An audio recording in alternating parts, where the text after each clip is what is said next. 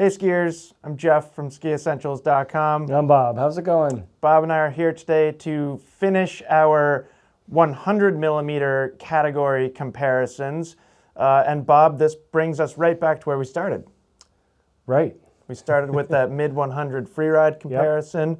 So we've covered a lot of skis. I've really enjoyed the organization and the progression that we decided to do, the most approachable to most demanding. Seems like most people are enjoying it as well. Feels like more of a journey this year than in years past, which is fun. It's always nice to mix it up too. Yeah, I think so too. And like it is a very interesting progression from that last video that we did, which I actually just finished editing, so it's very fresh. You know, I think like we've said in other videos, we'll bring some up when relevant. You know, I think there's some skis in the last video that are a little stronger than a Ripstick 102, for example, even though we put that ski in this collection. And then just a couple, a couple things to note as we go into this one. Like I said, this is wrapping up the 100 millimeter range, so we've now done everything from 90 to mid 100. We've had several requests to go narrower, so I think that's what we'll shift to next. There may be like a week off in between, because Bob and I both have some things going on, and that light. This video itself might be a little different because at some point we're gonna have to take a break, and I'd say we kind of pride ourselves on one take. Yep.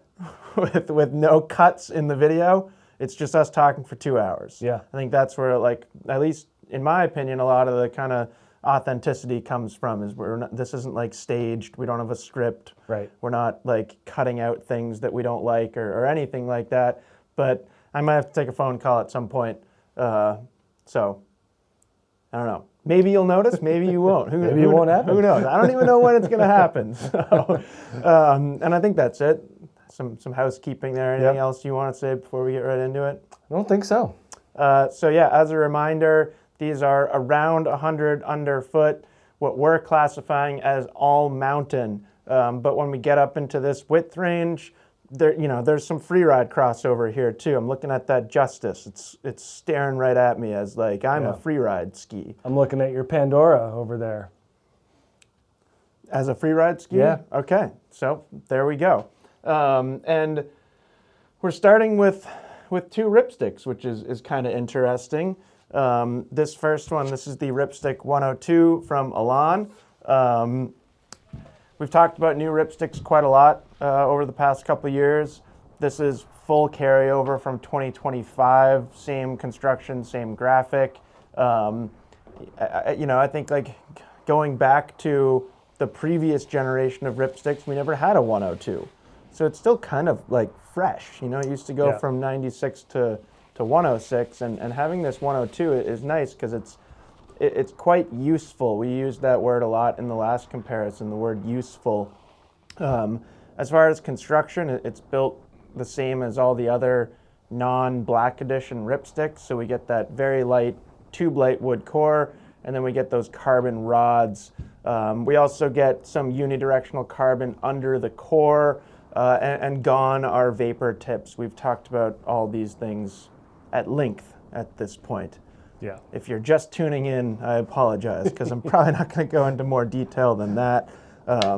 Just a reminder, carbon rods do a pretty impressive job at vibration damping. They're not exactly mimicking metal, but we get a similar result. Yeah, and the tubes are a totally different vibe than flat carbon. Correct. That's the defining. That's where that vibration damping is coming from. I assume I've got a 182 here. I do have a 182, 1,800 grams on our scale here. So Ripsticks are synonymous with being lightweight skis. We see that in Playmaker too. It's kind of an Elan thing. It's no wonder that Elan has occupied the left side of that board. Yeah. Because of the lightweight, the ease of use, and that just fun factor. It doesn't matter if it's all mountain or freeride. Totally. And we talked about this in the last video and maybe others as well. that, yeah, I'd say in this grouping, this is the most approachable ski. But in a lot of ways, it kind of punches above its weight for certain skiers. You know, I think like depending on your size and your skiing style, you can get some pretty high level performance out of this ski. Maybe, you know, you're never going to find Enforcer power or anything like that. But just because it's over here doesn't mean it's like quote unquote less of a ski. So pretty light, 1,800 grams on our scale here. And then ripsticks are pretty soft, but you know, I kind of wish we had a 96 up here right now because I feel like this is a little stiffer, this 102, as we kind of add some mass to it. Yeah, and we found that about the old 106s as well. As they went up in width, they also kind of increased that core thickness a little bit and milled it appropriately for slightly more aggressive skiing. Yep, and then shape-wise, you know, we're not going to really be looking at any twin tips up here, which is, you know, it's tough for me emotionally. You're going to be just fine. Thanks, Bob. But yeah, pretty much everything up here is a directional ski, and this is a good example, a good one to start with. So a lot of tip rocker up here, you know, 102 underfoot. We should expect some soft snow performance. We also get a little bit of early taper.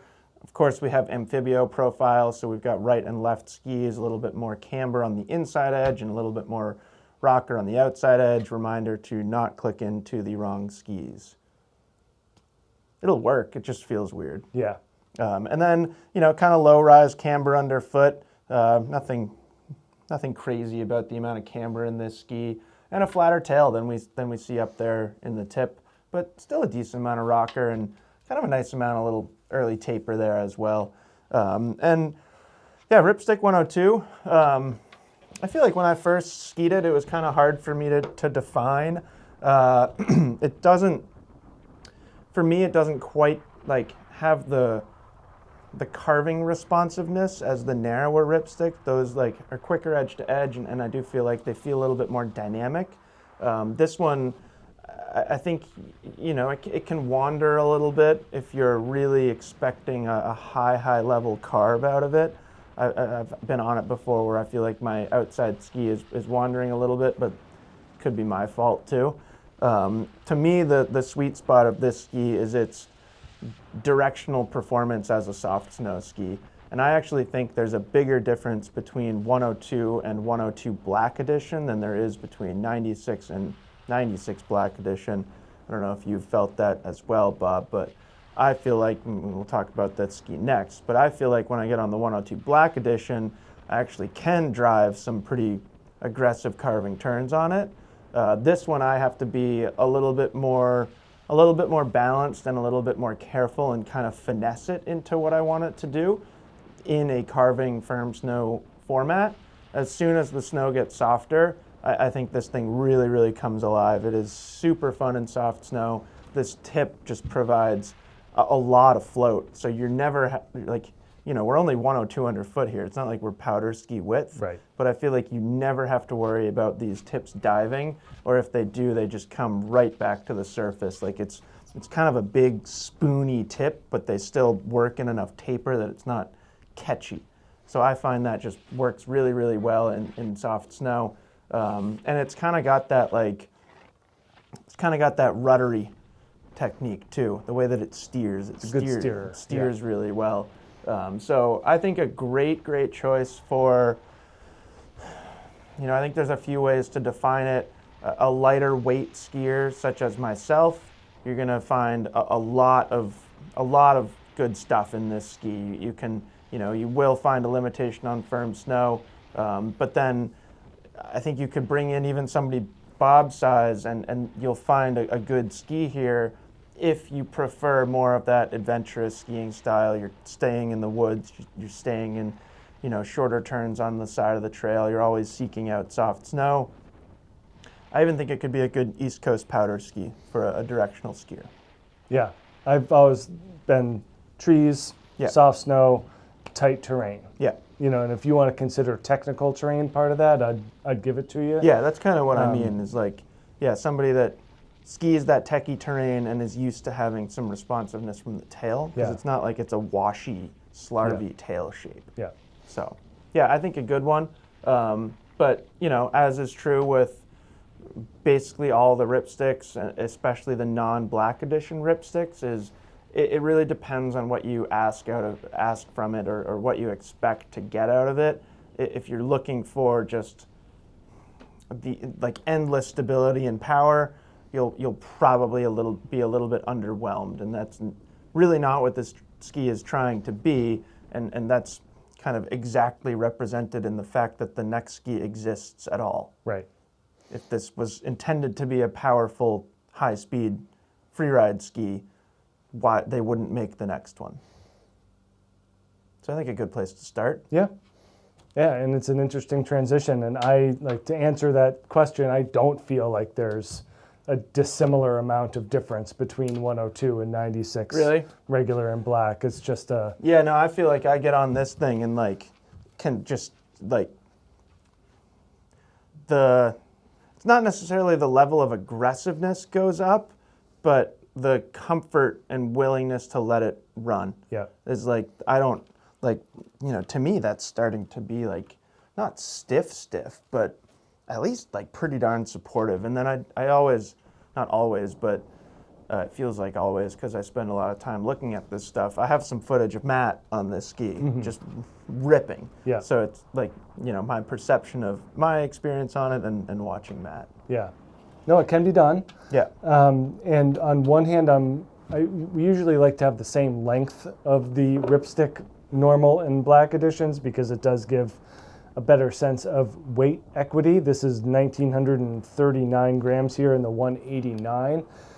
And on the other hand, I like having the long one because it brings up a different discussion, which is, does a longer length solve a potential issue for a heavier, more aggressive skier who's looking for this type of lightweight and energetic performance? Is the answer no? So I'll get there. Okay. Does bumping up in length and to black edition solve someone like me who has an issue pushing hard into a Ripstick 102? And it does, but only at higher speeds. Oh, okay. So I didn't find a whole lot of difference in lower to mid speed compliance or performance between the lengths and between the different editions. It was really when you started to go faster and in longer turns. I mean, come to think of it, that's where my mind was going too. Yeah. Yeah.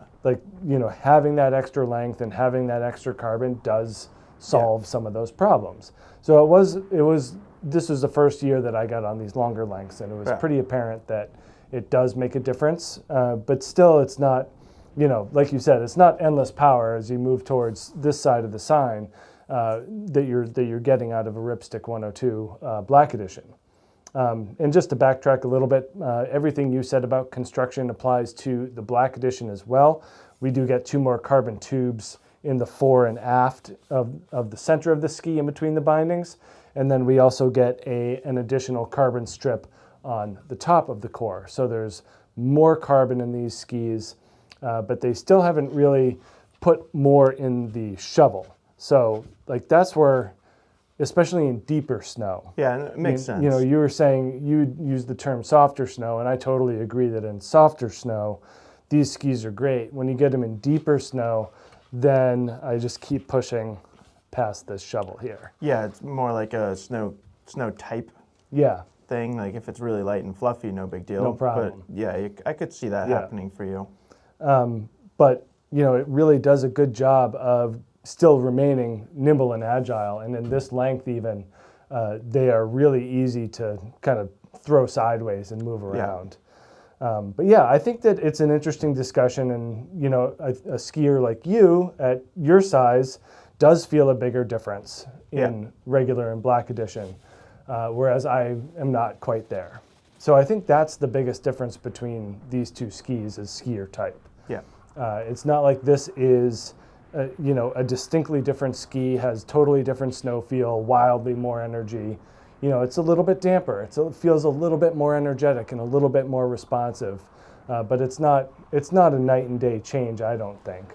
But it's still, as you were noting, the fun factor and the energy of these skis is off the charts. I mean, you're dealing with a lot of rocker, a pretty spoony tip shape, so it's gonna stay on top. But then, that directional sense in the back really gives a lot of zip to the turns. that with the carbon makes just a huge difference in terms of accessibility. But yeah, certainly not an overpowering ski. No, which is probably good. Elan does not seem interested in making overpowering skis. Yeah. Which is, that's great. You know, people, right. There's, I would say, a whole lot of people that are out there to have a good time. Yeah. They want to slide around, they want to get good energy, they don't want to work too hard, they like having some nice responsiveness. They don't need to be, you know, gritting their teeth and just hammering 100% of the time. Yeah. And Elan is really keyed into that clientele. Yeah, and I think like for that skier that you're describing, and even like a little bit outside that, you can still ski it pretty fast. Yeah. It's not like you're not completely limited. So. Yeah. I wish it was burlier for me. Yeah, that makes sense. And that 102 could be the lighter ski, the easier. You wish there was a bigger difference between them? I do. Do you think if they made the shovel stiffer, that would? Do you think that's all it takes? It's never one thing. You know, Yeah. I think that's what I've learned over the years is that, you know, just being like, oh, let's add more. This will equate to that, and it's never just not a direct give and take. It's not. It doesn't seem like that, but yeah, I think that would probably help. Maybe be a good first step. Yeah, and it's like an interesting thing, and it's not like this is a new conversation, but it's like the things that Bob may not like about this ski are kind of the things that I do like about it. Right. So it's just, yeah, these things aren't like, they're not just objectively good or bad. Right. So I think it's not linear. I think that's really important for people to understand and remember. You spent considerable amount of time on this next ski this season, did you not? Or was it more Matt? Matt this year, me last year. Perfect. But same construction. So I think I said that there weren't any twin tips up here, and this is pretty close. I think this is the closest that we're gonna get. This is the line Pandora 99. I really like what they've done with the Pandora line. It used to be home to their women's skis, and now it's kind of just home to like their most versatile all-mountain skis. Do you think that's fair to say? Yeah, and they have an interesting range of 85 to 106. Yeah.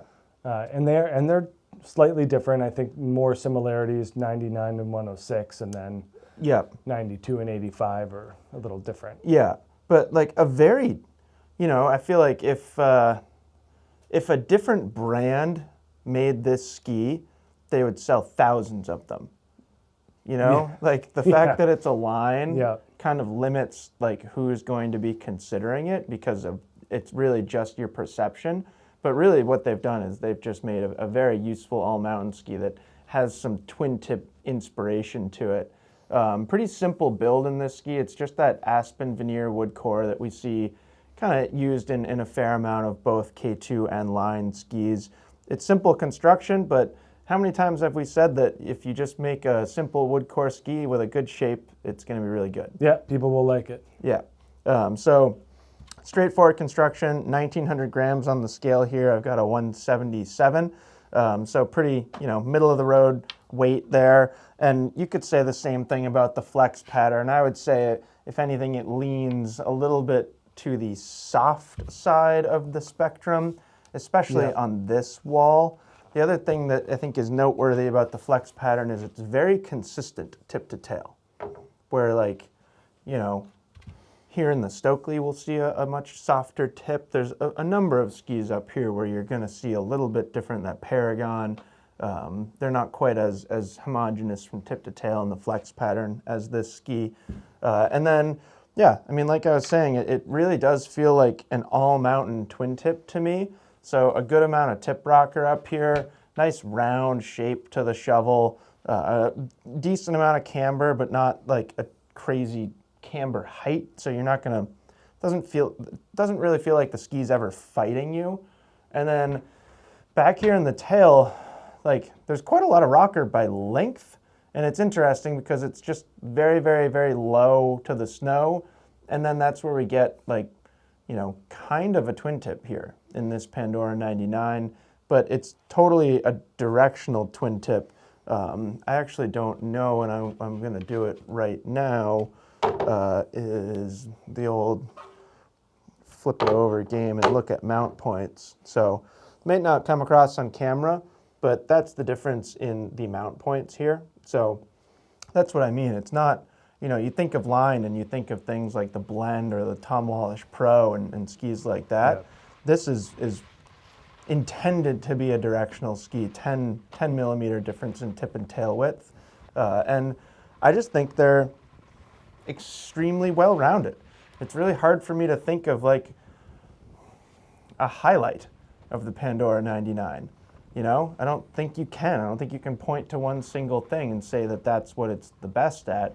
I think it's one of those skis where it's the sum of all of its parts, and you can ski it on a groomer. It's not going to be the strongest thing in the world with that flex pattern, but it's not like, it doesn't feel like it's getting deflected. It's kind of, you know, it's pretty solid. Yeah. And then you can ski it in the bumps and ski it in the trees and ski it in soft snow. And like you were saying, Bob, it does kind of feel more like a free ride ski. Yeah, and like I've always noted that it's a lot quieter than you think. You know, it's just it has a sturdier feel than pretty dense. Right, and if you're thinking about this as it's just a carry on from a women's line, it's not really at all. Not really. You know, they just have a higher quality feel than you might think. Yeah, and like on paper, it doesn't come across on paper. Right. That Aspen, you know, like I've never read Aspen veneer and thought that's a very high quality way to build a ski. It's like, I don't know, the perception that you get from that phrase is like that it would be lesser quality. But yeah, like you said, they feel great, and that's true with like Chronic 101 too, like another Aspen veneer ski, and like feels great. So this is a little different than Chronic 101. Feels a little bit more consistent. That's another one that's much different from tip to tail and underfoot. A little bit crisper, more energetic in Pandora. Yeah. And certainly more directional. Yeah, you know, that totally. Your flipping over of the Chronics would reveal a much closer distance in those mount points. Yeah. I gotta take this phone call. Okay. Turns out I'll probably have to answer another call as well. Apologies, but we'll just keep plugging along here, Bob. Okay. We'll do it with the Liberty Radian 100. This is year 2 of the Radian series, and really the all-new Liberty brand, I guess. You know, I think it's safe to say that these have evolved from the Evolve series, but also mix. Do you think that's why they named the Evolve? No, because this came after. I know, but maybe they were like thinking way far ahead. I don't think that's the case. They're like, this is our evolution. Wait till you see what's next. Yep. Do you think they knew it was going to be called Radian or not? I don't know. No. But yeah, basically takes a lot of that kind of wider frontside / all mountain mentality and still incorporates a little bit of versatility to it. You know, if you think about the Origin series and how it was more of a all mountain free ride type of twin tip, there is a little bit more of that here than there was in Evolve. So I do think it's a move more towards versatility than Evolve, which was much happier on groomed surfaces. This kind of ticks it up in terms of energy and responsiveness, but it's not quite as just fully planted in the snow as those Evolve skis were. I really like those and kind of missed them a little bit, but that's neither here nor there. They were very unique. Yeah, and people either liked them or didn't like them. Yeah, and it felt like there weren't enough people that liked them. Yeah, hence the move here. Yeah. But yeah, Liberty does a good job. They use a poplar wood core. They use a metal laminate through the center of the ski, and then we also get carbon stringers. You can kind of view through the little window here where that metal starts and where those carbon stringers are used, and that metal goes down, you know, almost, I would say, 2/3 of the ski, and that really gives the underfoot zone a nice damp and powerful feeling. But then they play that against more of a progressive shape, especially in the shovel. We're at 1,950 grams in the 185, so it's starting to add up, especially when you factor that length into account. But Yeah, this is really more of a unique profile. If you decamber the ski, the rocker starts well down, right about where that window is, which is very long. It's pretty low, so that's going to keep it smoother and closer to the snow. And then we get a lot of taper here. We included that Radian 106 in that mid-100s free ride comparison. And that was a big talking point there too in that 106 width, was that there's just a lot of shovel here for flotation. Once you get past that and down into the ski, you're dealing with a nice long camber profile with good energy in it, and then a pretty flat tail. So not a ton of rocker back here, very minimal splay. But then like most Liberties these days, we are seeing much more of a rounded shape in that tail. So that's contributing to really nice mobility, especially in more technical zones. But yeah, I think this thing is one of those skis that can certainly punch above the level, especially if you, similar to the Ripstick, if you're not pushing too hard through the shovel and rely more on that underfoot zone, you're going to get a lot of responsiveness. I don't know if you had mentioned this one as being slightly different, but you know, just a little bit more flex in that more free ride oriented shovel, and then pretty stiff and solid underfoot. So you do get really good grip as a result.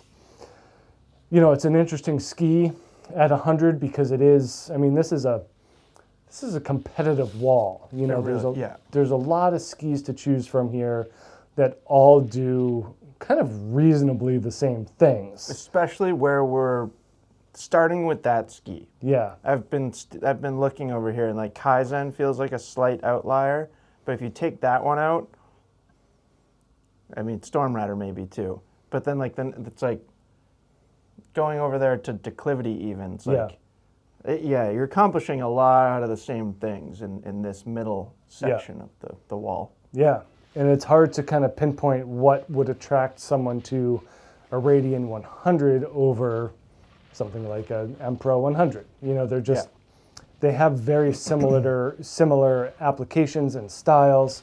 I do think that that one of the defining characteristics here is that rebound, is that energy, kind of that nice, you know, in and out of the turn. Yeah. Really easy in shorter to medium radius turns. You know, you can let it run a little bit, but not, I would say not its happiest place. But anywhere in that medium radius turn and medium velocity is really fun on the ski. Another one that's, you know, really fun in the trees and cuts through crud and chop and softer snow pretty well, as well as just being pretty accessible on softer groomers. There's nothing overly demanding about this ski, nothing offensive about it. You know, it's just, again, it's hard to come up with that one thing that puts it on a different level than a lot of other skis here. I'd say it has more freeride influence. It feels a little more off-piste leaning than Ranger, M-Pro, Core, Stormrider. Interesting. That's how I feel. Yeah. And maybe it's because I've seen Carter ski it so much. Yeah. And he's such a good like off-piste skier. Yeah. No, it certainly can, and I think I told the story on the 106 that ski excels more than I thought in softer and deeper snow. Yeah, like this shovel. It's like very soft snow oriented. No, I mean I wish them all the best. I hope that people are able to get on this thing and try it out and see what we see about it. I mean, it's got to be one of the best skis that Liberty has ever made. Yeah, I mean it has a much higher level of sophistication, quality, energy than anything I've been on from Liberty. Yeah. And I mean Radian in general, but I think the 100 is a good example of one that's in the middle of those skis. Yeah. So yeah, no, I'm psyched on it. I think that just more people need to get on it. It's a good looking ski too. Yep. Yeah, no, I've always felt like they suit my style well.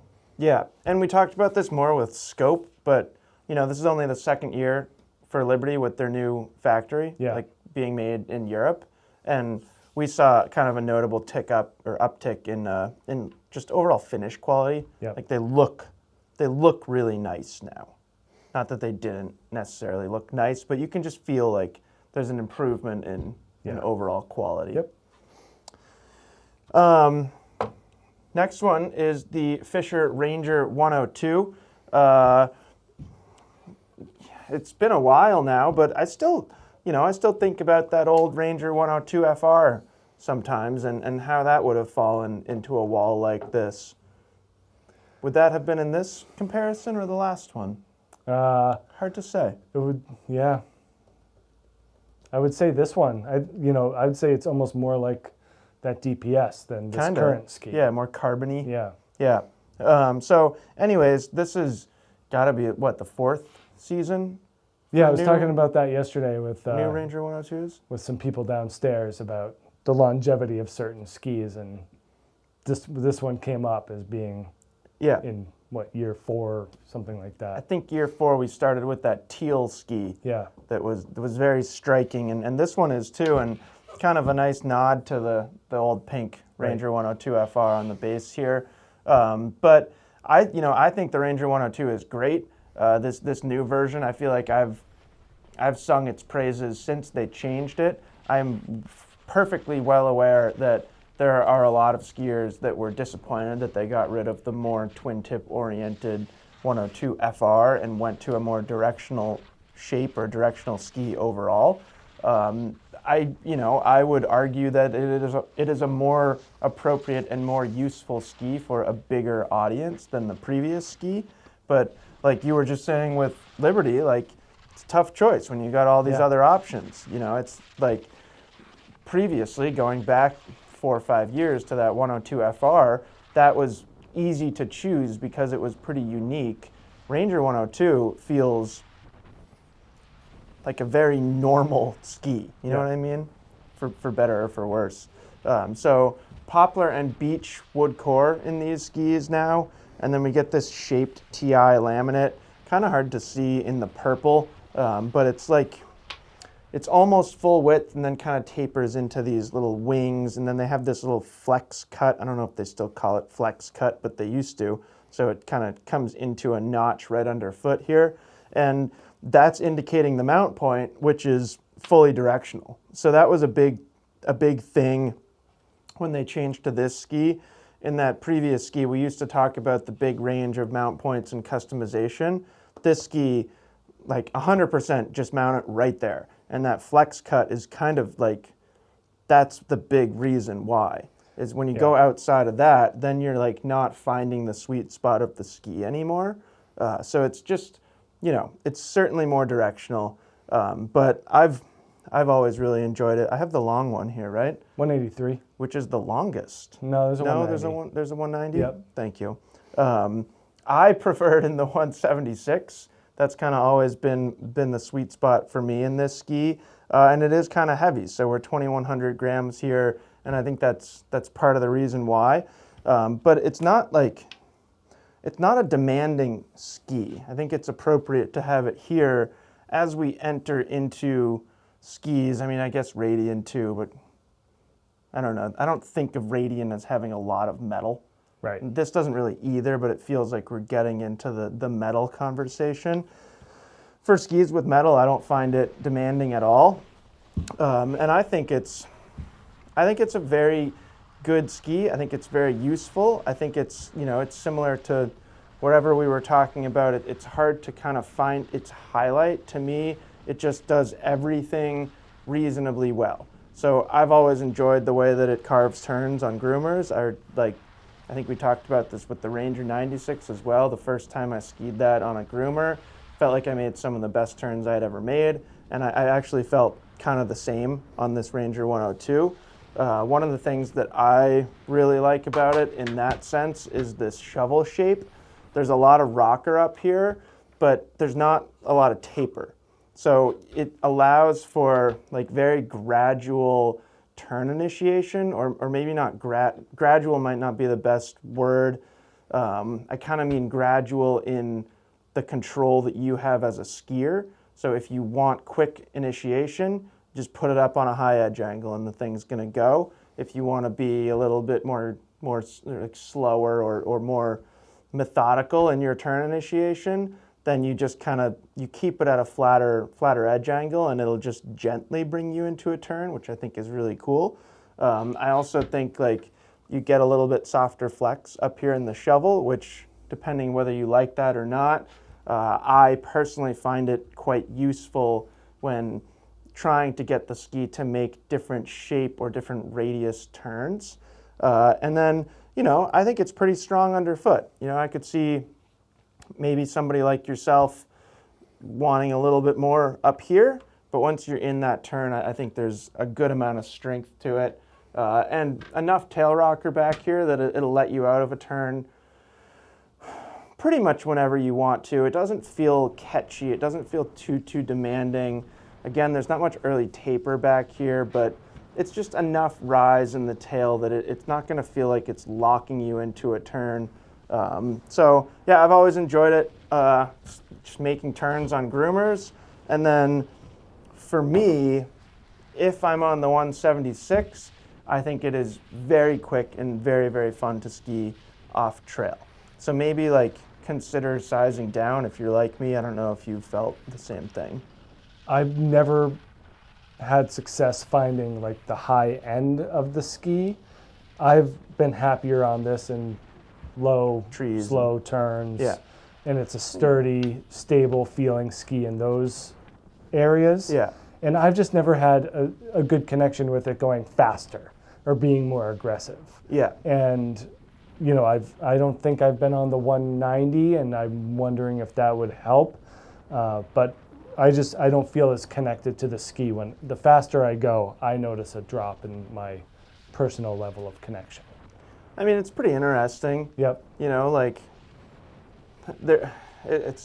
not like this is a new conversation, but where's the sweet spot fall for somebody my size and how I like to ski for stability and strength without going too far? And I feel like we're getting pretty close to that, what I personally would feel like is the sweet spot in this range. Once we get up to Enforcer or skis over there, Enforcer feels like the first one, then I feel limited on the other side of the spectrum. So it's it's always a give and take with any choice of ski. But for me, this one certainly checks a lot of boxes. I also remember trying to ski park on it because I wasn't willing to emotionally give up the fact that a Ranger 102 could do that. Yeah. But I wouldn't do that. Didn't feel great. Yeah, I mean, it is on the heavier side. It is more stable and a little bit more damp. Yeah. Especially for not having full metal. Yeah, I mean, heaviest ski that we've looked at so far by a decent amount. Yeah. So, yeah, I like it. I'm very interested to see what the future of Ranger brings. Me too. I'd be at if I could just snap my fingers and get somebody from Fischer right here, I would love to ask them the question, have you been happy over the past 4 years with the reception and the response to new Rangers? Right. And I don't know. The answer could be yes or no, and I'm not actually sure. I should probably ask somebody. That's fun to speculate too. Yeah, yeah. And we've been talking about nightsticks a lot lately, and there's something there with nightsticks. Yep.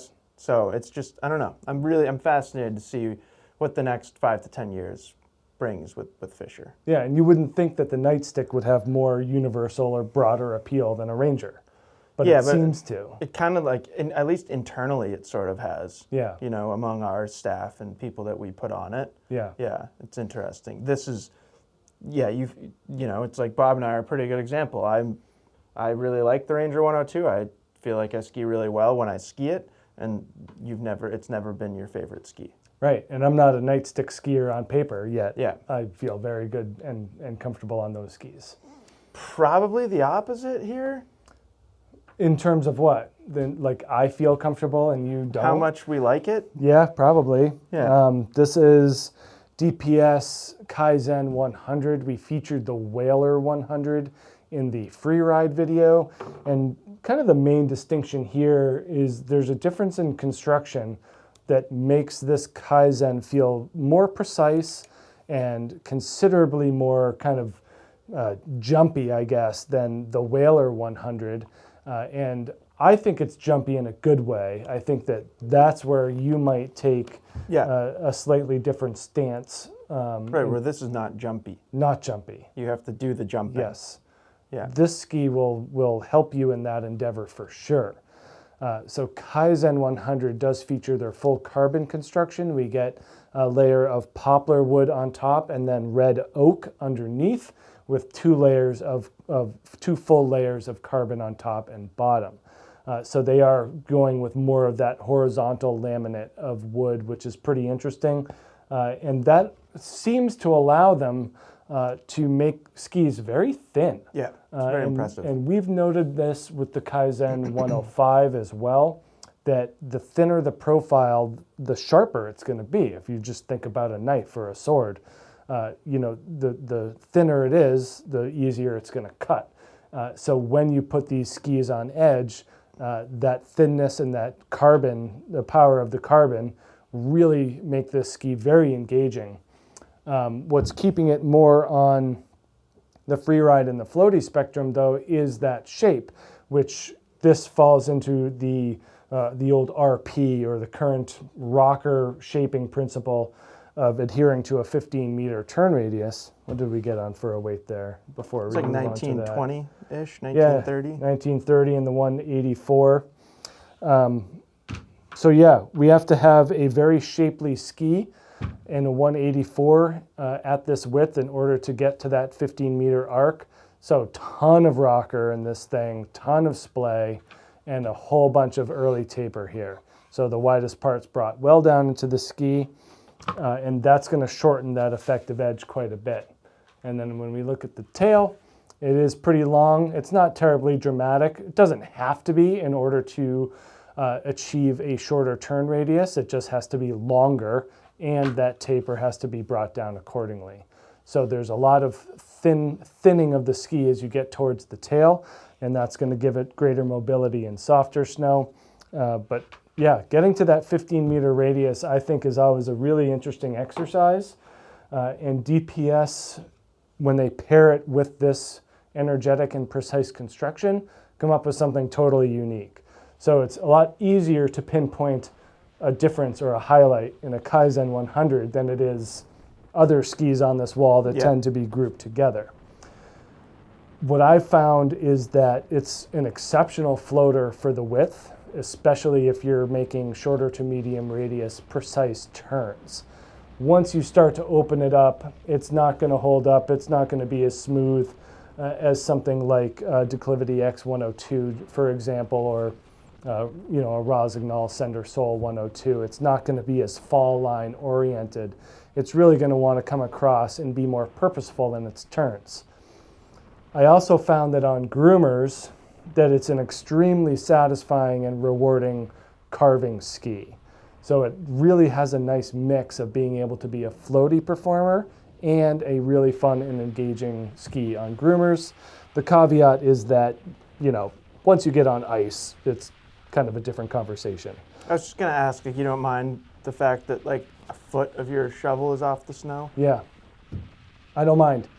The construction seems to make up for that. Mitigates it. Yeah, so it's actually a really, really well-balanced ski, and it's enjoyable to make really high edge angle, just really sharp, deep carves. But yeah, it's got to be packed powder. I mean, it's no wonder why these skis are made based in Utah, that they get this beautiful packed powder. That's a good point. If you take this out on kind of a prototypical Eastern day, you probably won't be as happy as you would be on something with 2 sheets of metal like an Enforcer. Yeah.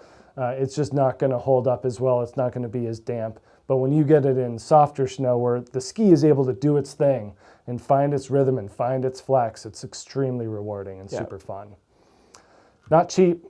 These are up there. The Kaizen construction skis certainly are on the pricier side of the spectrum. So that's a decision-making process and something to discuss between you and your bank account. It's not like it's twice as good as other skis up here, although it is pretty much twice the price.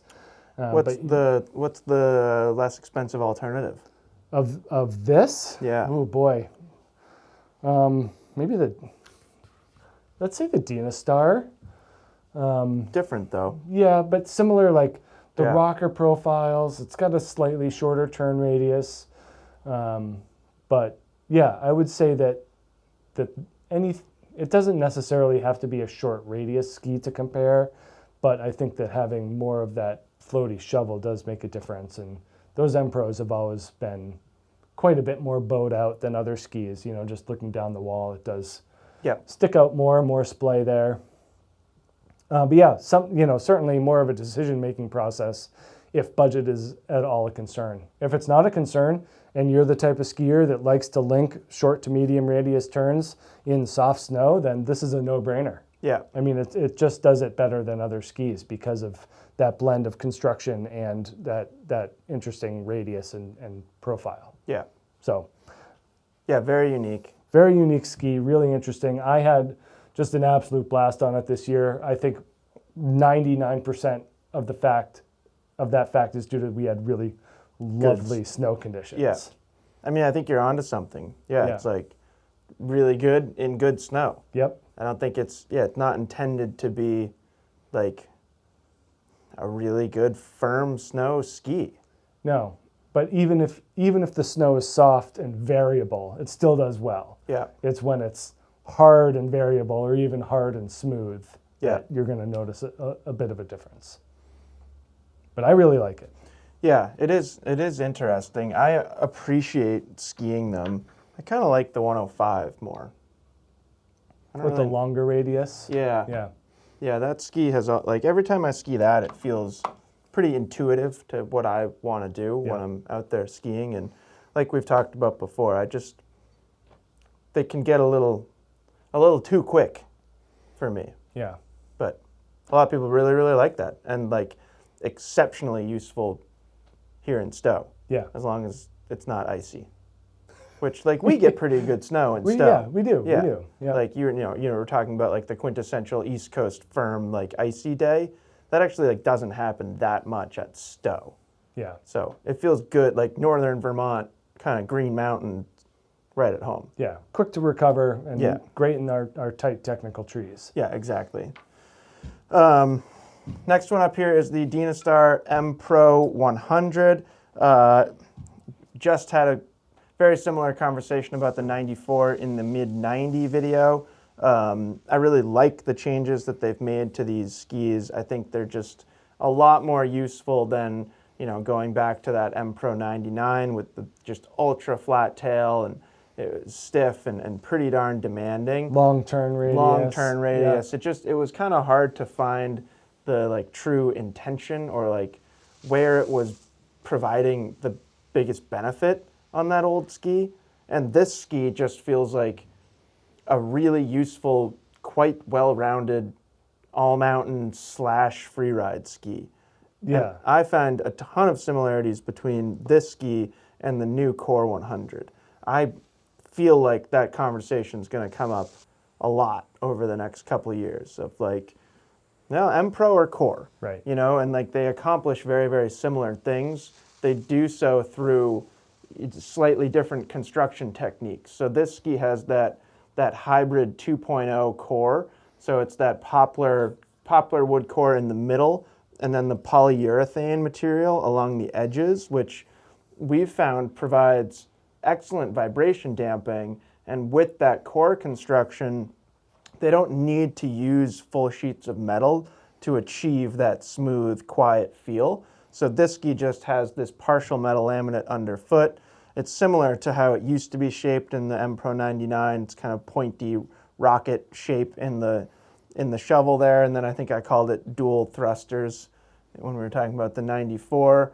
But the big thing is it's much shorter. So it ends right there, and it does kind of cut into these two little strips here in the aft section of the ski. And 1,900 grams here. This is the 178, so it's not notably heavy or light. It's pretty stiff, but do you agree that it doesn't ski really stiff? There's not in the front. Yeah. I found that you can, if you're not paying attention, the tail of the ski still gets you. It'll buck you a little bit. That's one of the things that kind of carried through from 99 to 100. Everything else that you were mentioning, those questions have been answered with the 100. Yeah. So still a lot of tip rocker up here. You know, that's like you were saying, that's been something that Dynastar has done for a long time, as well as this pointy shovel. But this one is a little wider. You know, they used to be like really straight through the shovel of the ski, so straight that it lacked a little bit of eagerness, and I think this ski has a lot more eagerness. And then there's pretty high camber height in this ski. And, you know, with that flex pattern, that's a good amount to push against. But, you know, we were just talking about the tail, and you were saying it can still buck you, but at least it's rockered now. Right. So that's kind of like the saving grace with this new tail shape. Again, it's not like crazy taper, but enough roundness to the tail. So it's far easier to get out of trouble on this ski compared to the old M-Pro 99. You know, and it's pretty powerful. Like, we're getting pretty close to like hanging with the range of skis that are right behind you over there. Yeah, and really being able to stand on the ski and trust it from top to bottom. Exactly.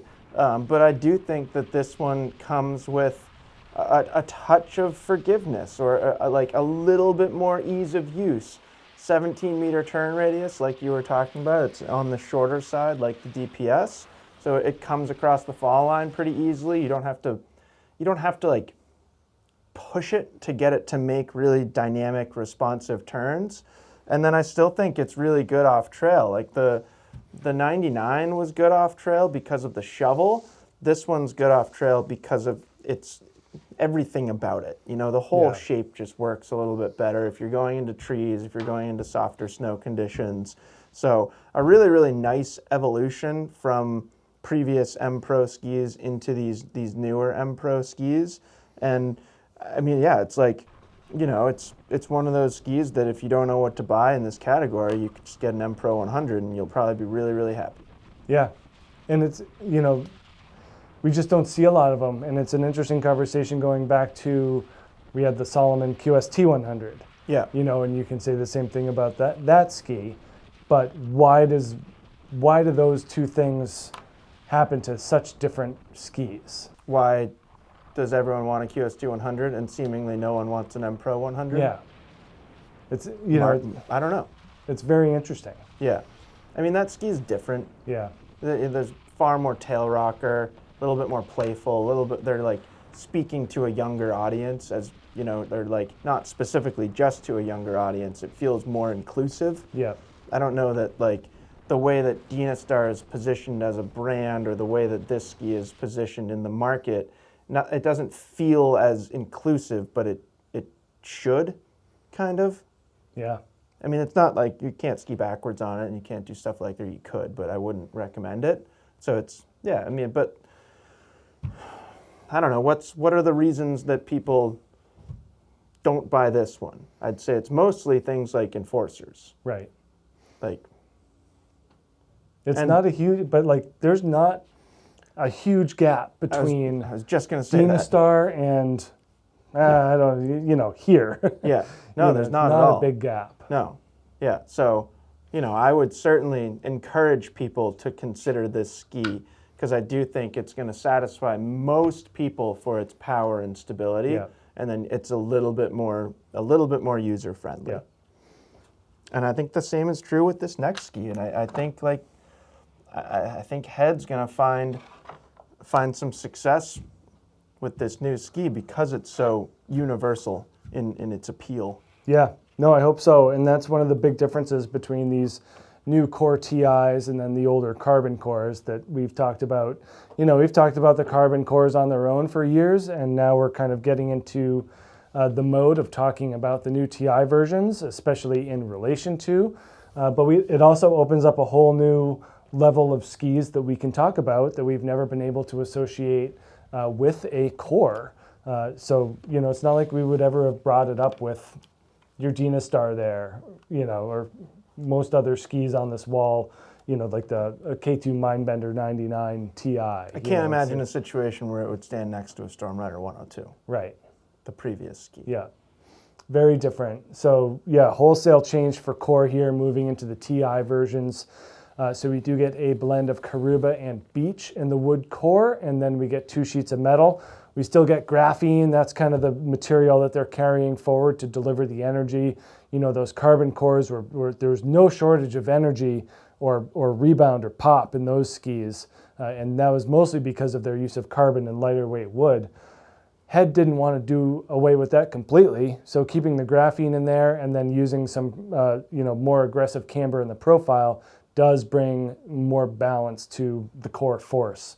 But this is definitely a damper, a more heftier feeling ski. We've never mentioned the number 2009 grams talking about a carbon core before, and that's what we're doing with a 177, I believe, Core 100 Ti.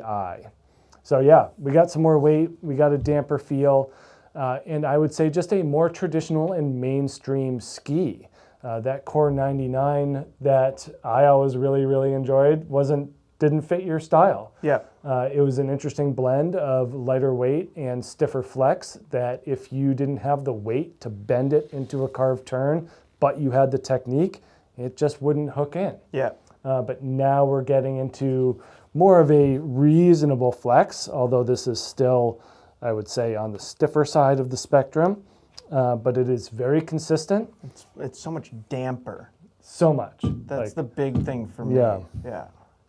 But yeah, they didn't want to do away with that energetic feel, and so we do get a much more classic cambered profile here. It's not a terribly long rocker profile. It's actually very similar to the footprint that we saw in the Core 99. So, you know, some taper, but not a lot, but a very long and somewhat high camber profile. So this is where they're getting that core-related energy, is through that camber. And yeah, not a big surprise here in terms of tail rocker. Very similar to that outgoing Core 99. Similar turn shape as well, 17.2 meters here in the 177. I don't think the 99 had a vastly different number. And yeah, I think that it's a very interesting conversation because it does, like you were saying, Jeff, check a lot of boxes and really just kind of hits a lot of things right down the middle. Similar to that Dynastar, I think they're very good comparisons. Yeah. This one I do think has a damper feel. Slightly more demanding as a result of the weight and the additional metal, but still not overly harsh. You know, like I think that when you get a phone call. Yeah, you want to continue your conversation of the core in a little bit here? Sure. Okay, sorry about that, Bob. It's all right. Anything else you'd like to tell me about this Core 100? I think in terms of application, we're looking at pretty similar stuff with the rest of these skis. Like pure all-mountain performance. Yeah. You know, like really solid on the groomers, not quite as easy to use in the trees as some of the more freeride-oriented skis or lighter ones, but really solid and predictable groomer performance. I think that's a highlight and something that's going to bring a lot of skiers to the new Core TI skis. Some of them might have liked that carbon performance. I know I did. This is just a little bit more traditional, like what you're used to, as opposed to something a little bit more of an outlier like the carbon cores. They still feel pretty like agile. Yeah, I mean, you can get really good bounce out of them, really good snap out of them. I don't think that they're like super pivoty or smeary. No. But they are quick to turn. Yeah, it surpassed my expectations. Yeah. Like thinking back to, I don't know that it was our first day on them, but we went and skied that like bump run a few times, and I was actually on the 103, so a little different, but I just like, it was nice to realize that even though they had gone to 2 sheets of metal, they didn't lose the like off-piste capabilities. No, and I think that they're all really good bump skis, all the widths do really well in moguls. Yeah. Especially because of just that flexible and predictable performance level. Yeah. Yeah, predictability is something that's a word that we never used with cores before. They were predictably unpredictable. Like you never knew what was going to happen in a specific turn. Yeah. And that was like, for me, that was part of the charm. I always really liked that, but These don't get deflected as much. No. You know, when you're in chunky snow, they're going to hold a truer line. Yeah. And yeah, there's going to be some carbon core holdouts that are going to be upset, similar to the conversation of the Ranger 102 versus the FR skiers of years ago, where they're, you know, just kind of romantic about the skis that they've liked for a number of years. Do you want to know what Head says about it? Is it similar to what we said about it? What language do you want? English? Okay. Versatile and playful, the Core 100 Ti is a true multitasker. It excels on groomed runs. Good, yeah. And off-piste trails alike, delivering fun in every condition. Interesting. Yeah. I'd say like the first half of that is squarely accurate. Yeah. I don't disagree with I wouldn't the say second half. playful is something that comes to mind for... I agree. That's a bit of a stretch. Yeah. But the rest of it sounds good. Yeah. Yeah. Delivering fun in every condition. I'll agree. It's like mostly I'll true. agree with that. Yeah. Yeah. Yeah. All right, you ready to move on? Sure. So this is a Stockli Stormrider 102, updated for 2026. And I feel like this ski up here is pretty interesting to talk about before we get into the changes. I feel like, you know, if you were to take all these skis up here and you like zoned into their shape, my instinct would be to put this all the way over there. Right, just based on the outline. Yeah. So, you know, going approachable to more demanding, where does the approachability come from on a ski with a pretty flat tail? And to me, it's like it's pretty light and it's extremely confidence inspiring. Yeah. It like from the first turn that you make on a Stormrider 102, excuse me, it just feels really good, which I think just translates to like comfort. Yep. And that's why it does feel like it belongs over here. Like the interesting comparison is, and they both use the same exact types of wood in their construction, that Paragon 101 has a much more freeride-y shape from a traditional sense of the word freeride. Yet I think it makes 100% sense, 100% of sense to have this one on my side of the wall. Yeah, and again, pretty close gap in here. Oh, totally.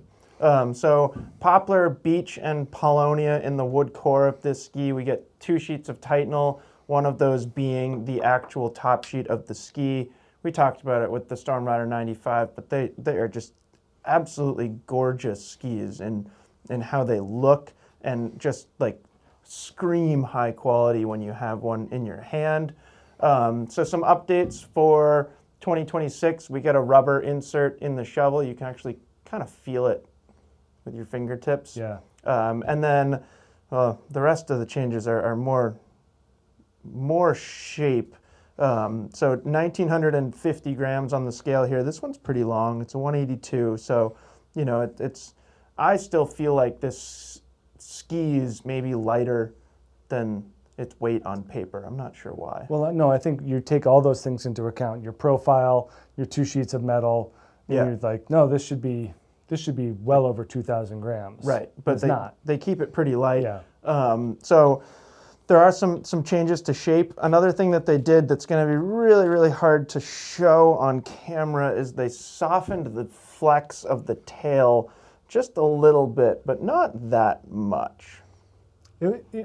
On snow, it's pretty imperceptible. I think that, you know, this is Stockli's version of opening up the ski to a more free-ride-oriented group of skiers. The widest ski they make. Yep. And then the other change that they made for 2026 is we get a little bit more of a progressive rocker shape. You know, this is actually a substantial amount of tip rocker in this ski, and it is like, you know, it rises exponentially. It's not just like it's not like we don't have one up here, but the ski that would be good to contrast against this for shape would be like the tip of a Rustler 10. Rustler, yeah. Where it just goes like the curve, it's the same curve the whole way. Yeah. So that's a change to this ski. It's also like it's not stiff up here in the shovel, which I think is important, and I think we I talked about this, I don't know, way back there somewhere. This is one of those skis that does not have a homogeneous flex pattern from tip to tail. So like that's pretty soft. It's one of the softer shovels on this wall. I know, it's very interesting. Yeah. I mean, it really you can pretty much bend it in half. bends. Yeah. So it's quite interesting. I don't know if I ever flipped it over to look at the actual tail rocker down there. Decent amount of camber underfoot, not like high rise camber. And then, yeah, that's like not much tail rocker. No, very, very on-piste oriented tail shape there. Yeah. And it's fairly straight too. It's a 19.8 meter turn radius, so kind of on the longer side for a turn radius. And it's an absolute pleasure to ski. You should definitely want more precision out of your free ride ski rather than wanting something loose. You know, if you're looking for like a really surfy, slarvy finish to a turn, if you're looking to throw a ski sideways, if you're looking for that easy tail release, you're just not gonna find it here. What it does exceptionally well is this tip kind of acts like suspension, and it just absorbs anything in front of it. You know, it will flex, and it'll kind of like adapt itself to firmer things that you're encountering out there on the slopes or softer snow. Yeah. So what happens is you get just like incredible amounts of comfort and quietness out of the ski, regardless of the conditions, regardless of what's in front of you. So it just, like, I'm trying to think of like some sort of like car analogy or something, but it just eats up everything in front of you with this shovel. And then the rest of the ski is camber, and I'm just gonna call it a flat tail. So you get a lot of precision out of the rest of the ski. And you know, we've skied with Robbie Kelly on this ski several times. We had him on it this year again, and not all of us can ski like Robbie Kelly. In fact, basically none of us can. Yeah, no one. If you can, congratulations on your World Cup career, Right. and I wish you luck in this winter's Olympics. Right. But at least watching him ski, stylistically, I feel like he perfectly matches the Stormrider 102. So if you have aspirations of skiing like that, like keeping your skis on edge, pointing them down the fall line, and skiing with speed and intention, you're really going to like the Stormrider 102. It's not the quickest in the trees, it's not the most forgiving, but for that skiing style, I actually think it's pretty easy to ski. You know, it's just like what you want to do on it, that's where it could work or it might not. Does that make sense to you, Bob? It does, and I think that another good point to bring up here is that we talked about with that DPS Kaizen 100 where the limitation was firm snow. This doesn't have that. So No, it's definitely a lot more not. capable on firmer snow. Put it on a race course. Yeah, no problem. Yeah. So much better grip on hard pack, certainly more of an all-mountain ski for us here in the East Coast with more width. And, you know, I got on it, so that day, which was soft, and then... Soft-ish, but then like firm too. Like hayride was kind of firm. And then ski test day, which was firm up top to soft down below. Yeah. And I couldn't think of a better product to have on my feet than a Stormrider 102. Yeah. Because it just transitioned from those things just seamlessly. Did not care. That's what I mean. It doesn't care what's in front of it. And when I was saying that, mentally I was including ice. Yeah. Like, doesn't matter. But it doesn't do it from a power perspective like Mantra 102 and Anomaly 102. No, it does it with like finesse and pizzazz. Yeah. And just like... Fancier words. Yeah. It doesn't have like the freight train mentality of a Mantra 102. No. You know, like you were saying, it's hard to kind of... Well, even like Paragon feels more freight trainy. Yeah. Yeah. So it's like, it's not hard to ski. Yeah. And it kind of never feels fatiguing as long as you're kind of skiing it the way that it likes to be skied. Yeah. So I think it's great. You know, again, it's another one that's not, it's not inexpensive. No. But like, it's true for both the Kaizen 100 and this ski. They both do things that nothing else up here can do. Right. They kind of lean in opposite directions. You know, like this ski is quicker, the DPS is like quicker off trail and like gonna be better in the trees and stuff like that. This is just unflinching when you're making just beautiful, big, like almost Super G style turns. Yeah, and it's got a high-tech suspension system in it. Yeah, I'd love to ski it on like a wind-buffed mammoth day. Yeah. It just feels like it would just rip. Like, open, you know, I think of like open terrain when I think of a Stormrider 102 and just skiing fast and making pretty turns. I'm just too scared of getting them dirty. There's like not a lot of skis that I'm worried about like scratching or mucking up, but this would be one of them. I think mammoth is a little too I don't know. Dusty. I would just be, I'd be scared.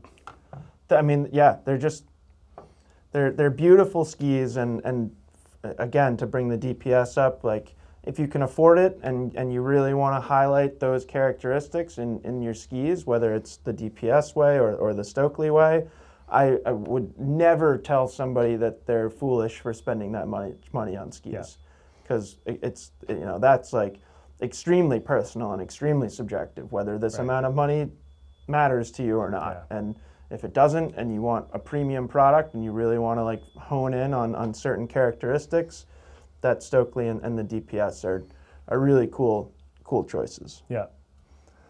And we were talking about more budget options, and I think that while this is not an inexpensive ski, it's still a few $100s less than those other ones. This Armada Declivity X 102. We've always pointed to the Declivity series kind of in general as being a more affordable version of a premium ski. They're great. Mainly because it just has that same sense of silence and smoothness that a Stockli will typically have and bring up in our conversations. And in the 102 range, I think this Declivity is a wonderful option. It is a carryover from construction perspective. It does get a new graphic for 2026. So we are built with a poplar wood core. They get their articulated Titanal Band X metal laminates in here.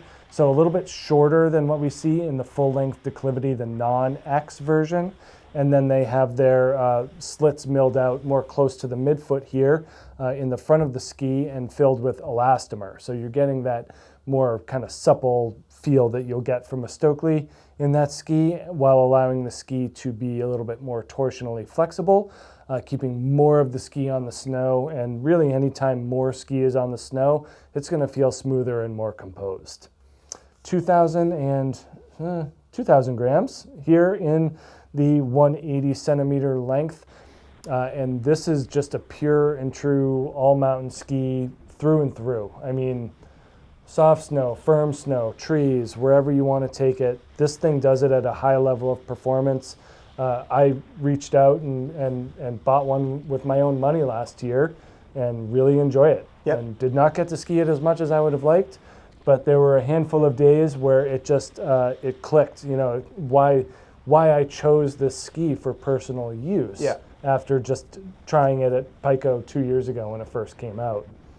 And then one day had it with, skied with my wife on a snowy day. It was like 6 inches or so. And she's on like a 96, like a ARV 96 or something like that. An old one. An older one. Yeah. So it's not a huge difference in width overall, but the flotation I was getting far surpassed what she was getting. And a lot of that has to do with this shape. Just a more floaty tip shape here, longer rocker. Declivities are interesting because as they get narrower, there's a direct correlation to the amount of camber that's going into the ski. And while this is a longer camber profile, it's pretty easy to push past. And then we get a really more of a free ride oriented shovel than all mountain. And that leads to really good flotation. But I think the highlight here is the energy you get from the camber and the edge grip from the metal. Just a really active ski and just incredibly engaging. And that's the things that I like to do, is be engaged in a carved turn of short to medium radius length, but no stability lost at speed either. That camber does keep it more to this side, pushing through that, does take a little bit of skill, and you do have to be an active participant in the process. But if you do, you're rewarded with really, really strong performance.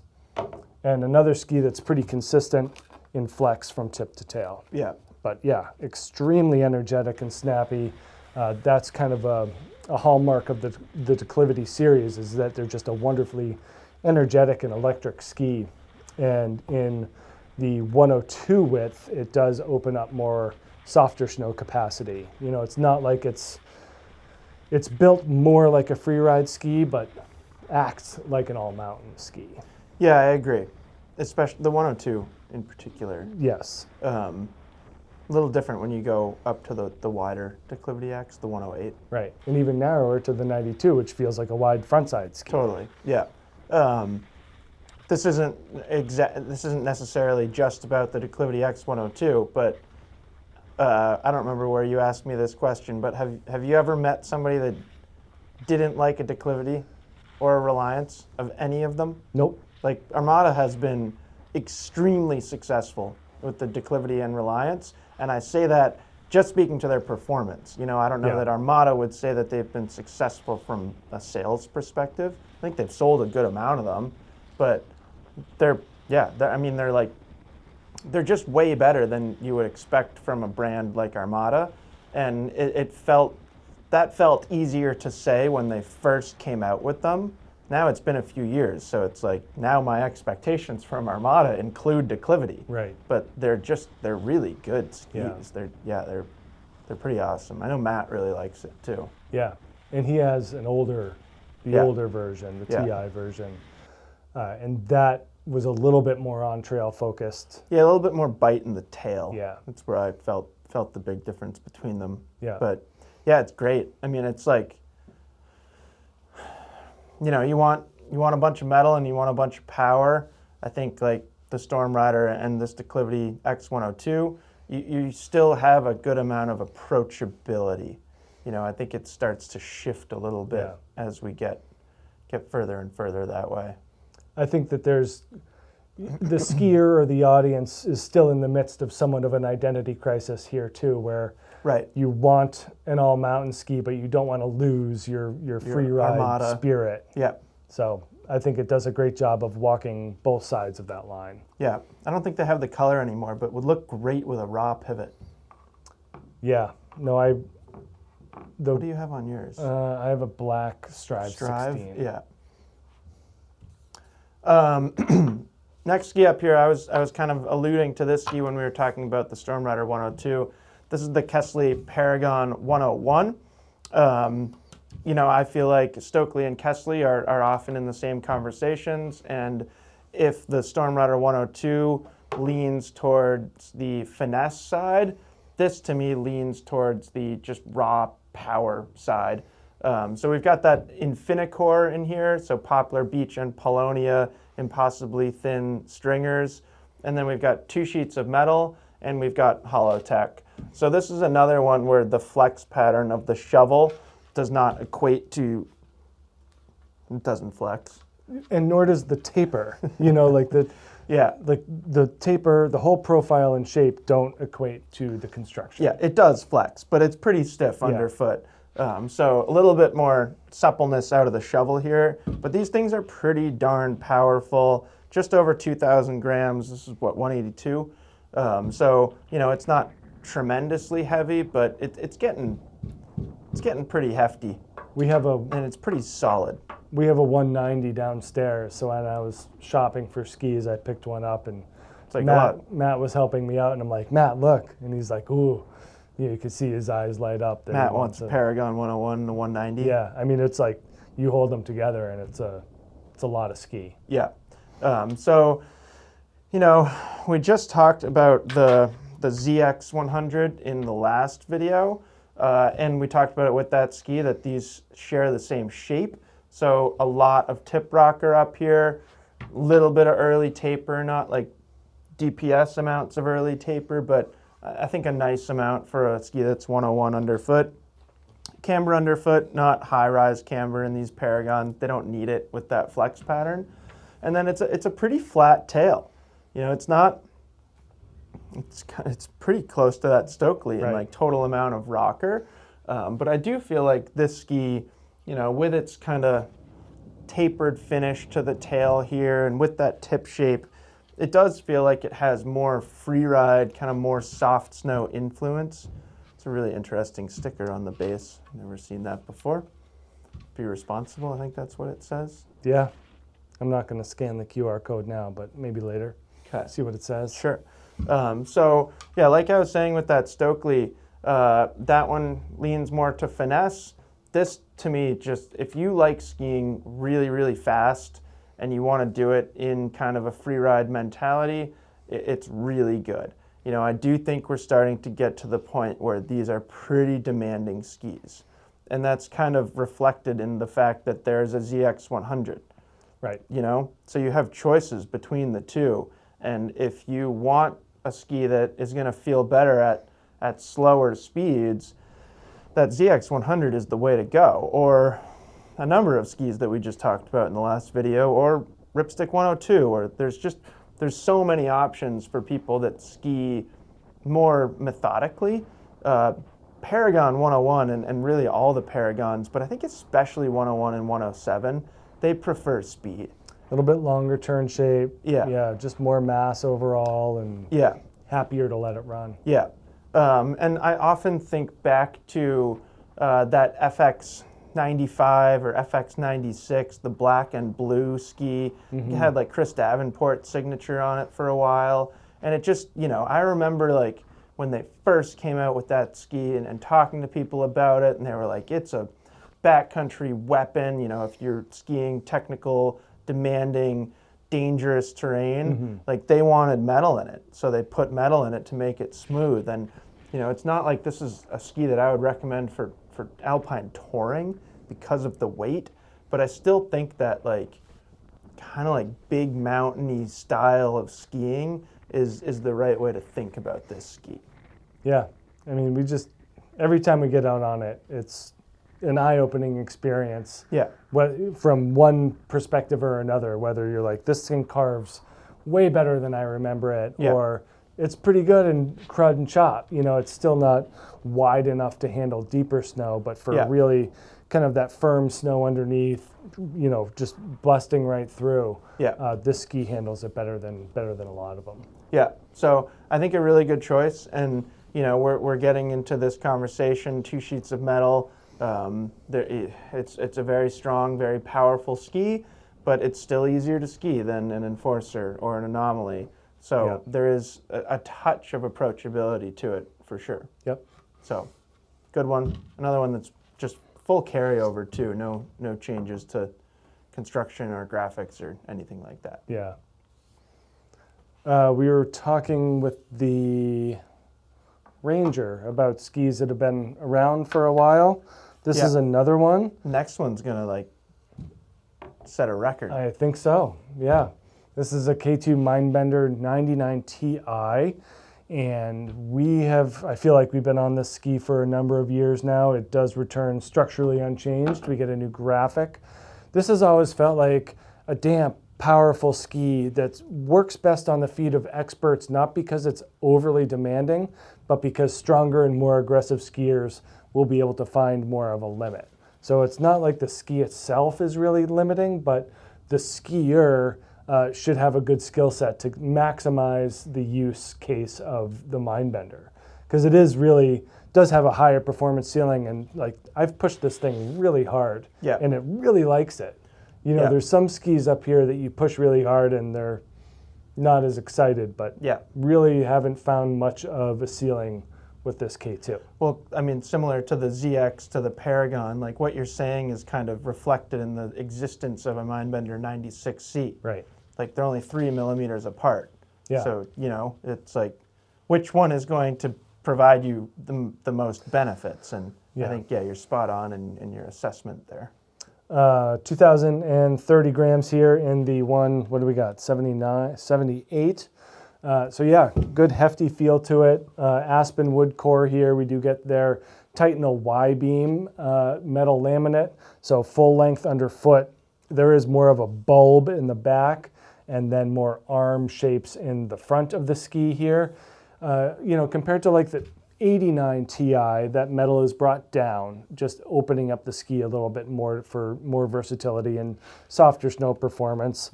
But reasonably good flexing, very similar to a Core 100 in terms of flex. And also interesting how a ski with 2 sheets of metal falls more on that side, whereas one with 1 partial is more on this side. And I think a lot of that has to do with the fact that there's more of a high end here. So there's just that damper feel that you got to be going a little bit faster to get more performance out of the ski. It's heavy. Yeah, it's a heavy ski. And it handles high speeds incredibly well, which is also surprising given the amount of rocker it has. K2, not shy about incorporating a lot of rocker, especially in the shovel. So not only is it long, but it does have more of an aggressive jut out at the end. What was the gradual one you were talking about? I can't remember, but... Stockli, more gradual. And then, quite a bit of tail rocker here too in terms of length. Not a lot of splay going on, but definitely has a progressive enough cut, but that is balanced by the strong construction of the ski. I think that this is another one that's worthy of a conversation of how does this separate itself and become attractive to a skier over so many good skis. It's the same conversation that we've had several times of just like, how do you convince somebody? I think that this thing does a really nice job in soft, broken snow. You had mentioned wind-blown snow with the Stockli. I think that follows with this Mindbender as well. It's a little bit tough to use in trees and tighter areas just because of its slightly more lumbering personality. But when you set it on its edge and let it go, it tracks straight and true. Yeah. K2 I think has more of that playful, more fun and energetic personality as from a brand standpoint.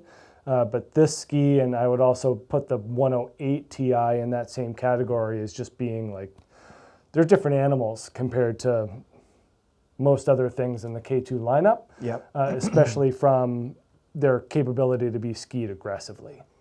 Yeah, I mean, it's pretty easy to talk to somebody about a K2 Reckoner 102 or a K2 Omen team, and you see people picking up those skis much more often, and I know that it's something that K2 has felt over the past few years is like, we know we've got a good product here, but they're tough to sell, and it's I don't know that like disappointing is the right word, but it's always just interesting to watch that happen. Yeah. And it's like the experiences that you and I have on skis do not necessarily equate to how many are sold by the manufacturer. Yeah. Yeah, I mean, it's always been, for me, performance-wise, it's always been right there, especially we would talk about it with the old Enforcer 100 as being a very comparable ski to that. Yeah. I think that the new one's a little bit stiffer, whereas this has stayed the same. Yep. So, no, I really enjoy it. Every time I get on it, I have a good time. Yeah. But I also know that it's not going to be as playful or drifty as something else, but certainly smooth and powerful. Extraordinarily smooth and powerful, for sure. And with like just a touch of K2 attitude. Yeah. This next one's fun to talk about, and this is like the 5th or 6th year that this ski has existed in this form. We've gotten different graphics over the years, but the ski itself hasn't changed. This is the Black Crow's Justis, and I do think this might like be in the running for the longest existence of a ski without any major changes. I'm sure there's some that are longer. Yeah, I mean, we did this a month or so ago, where we looked at skis that have been around for a long time, and this was at the top of the list. Yeah, and it's, I feel like when I first skied this 5 or 6 years ago, I felt this, and I'm sure I said something like, I've never skied anything like it, and it's impressive that I can still say that. 100% agree. There's nothing else on the market like a Black Crow's Justis. Nope, it is a totally unique ski. Yeah. Whereas it's hard to differentiate a Mindbender 99 or a M-Pro 100. Yep. This is so easy. Yeah. Yeah, it's wild. Yeah. So poplar wood core in this ski, and then we get 2 H-shaped titanal layers.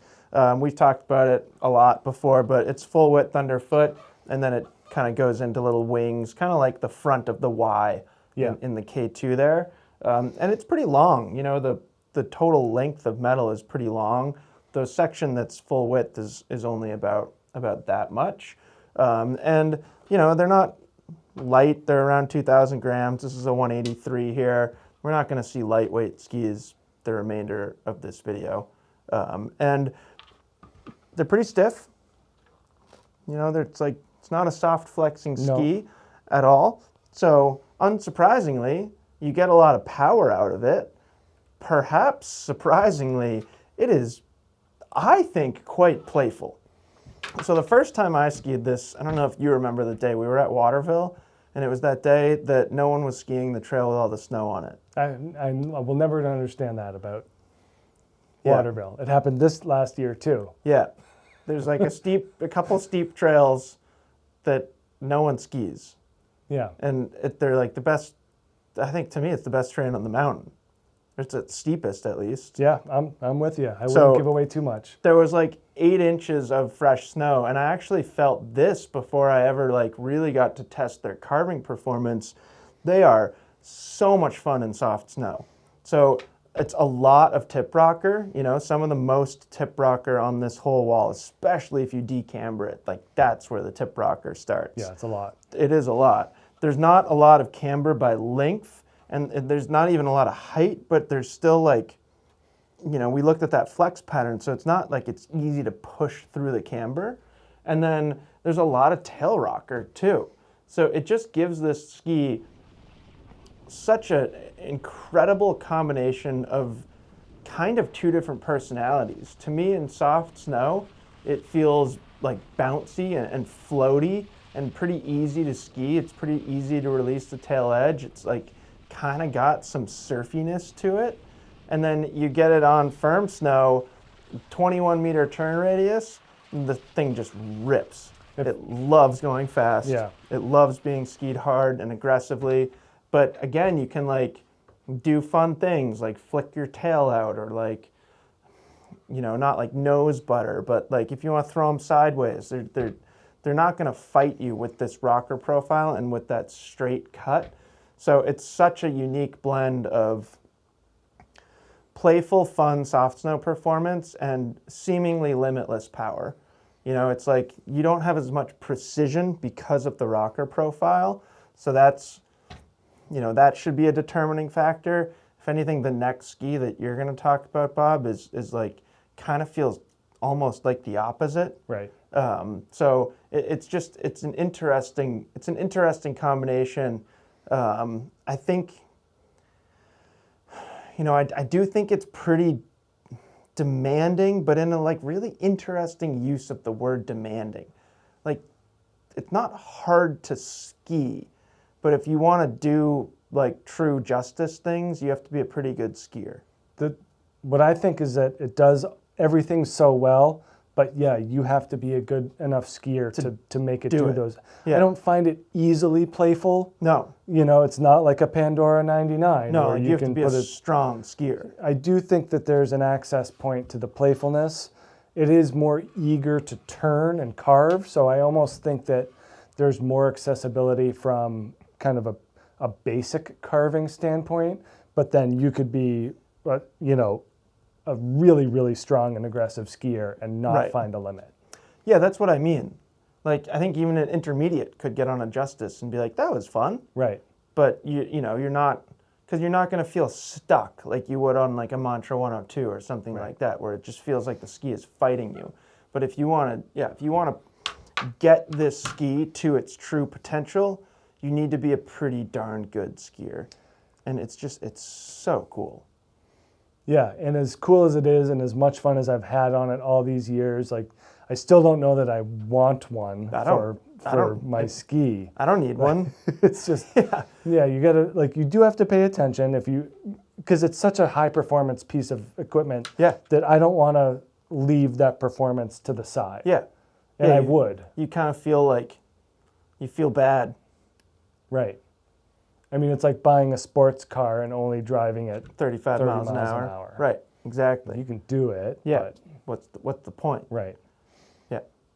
Why not get a, I was going to say Camex, but that one's pretty, you got to ski that one pretty hard too. You got to go fast on that too. Yeah.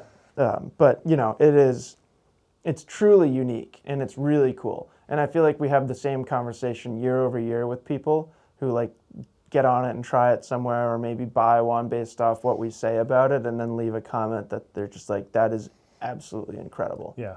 Yeah. You rarely hear like bad things. Very few Justis haters out there. Yeah. And I think it's like, I think people understand what it is. It's not, you know, it's not marketed as like a user-friendly stepping stone ski. It's marketed as an expert level freeride ski. Yeah. So yeah, a lot of performance on many different levels, and I think the levels is what sets this apart. Yeah, it's really cool. There's I can't think of anything that's quite like it. Quite the different style, like you were alluding to, Jeff. It does feel like it, doesn't it? Yeah, this Rossignol Sender Soul 102 is more of a fall line attacker. This is the 188, so we're going to get the benefit of a big number here on the scale. 2,330 grams. Yeah, it's a lot, and I didn't realize it maybe the first couple of times that we got on it. I agree 100%. I think it was terrain and conditions based. Yeah, and then all of a sudden, you know, I don't know if it was just this past year we got on it and we're like, oh, this has a much higher level than I thought, and it's also not terribly easy to get there because it needs speed and velocity and some purpose and intent behind it to get it to go. I do think there's like a small amount of, like, it's more demanding the more you expect out of it.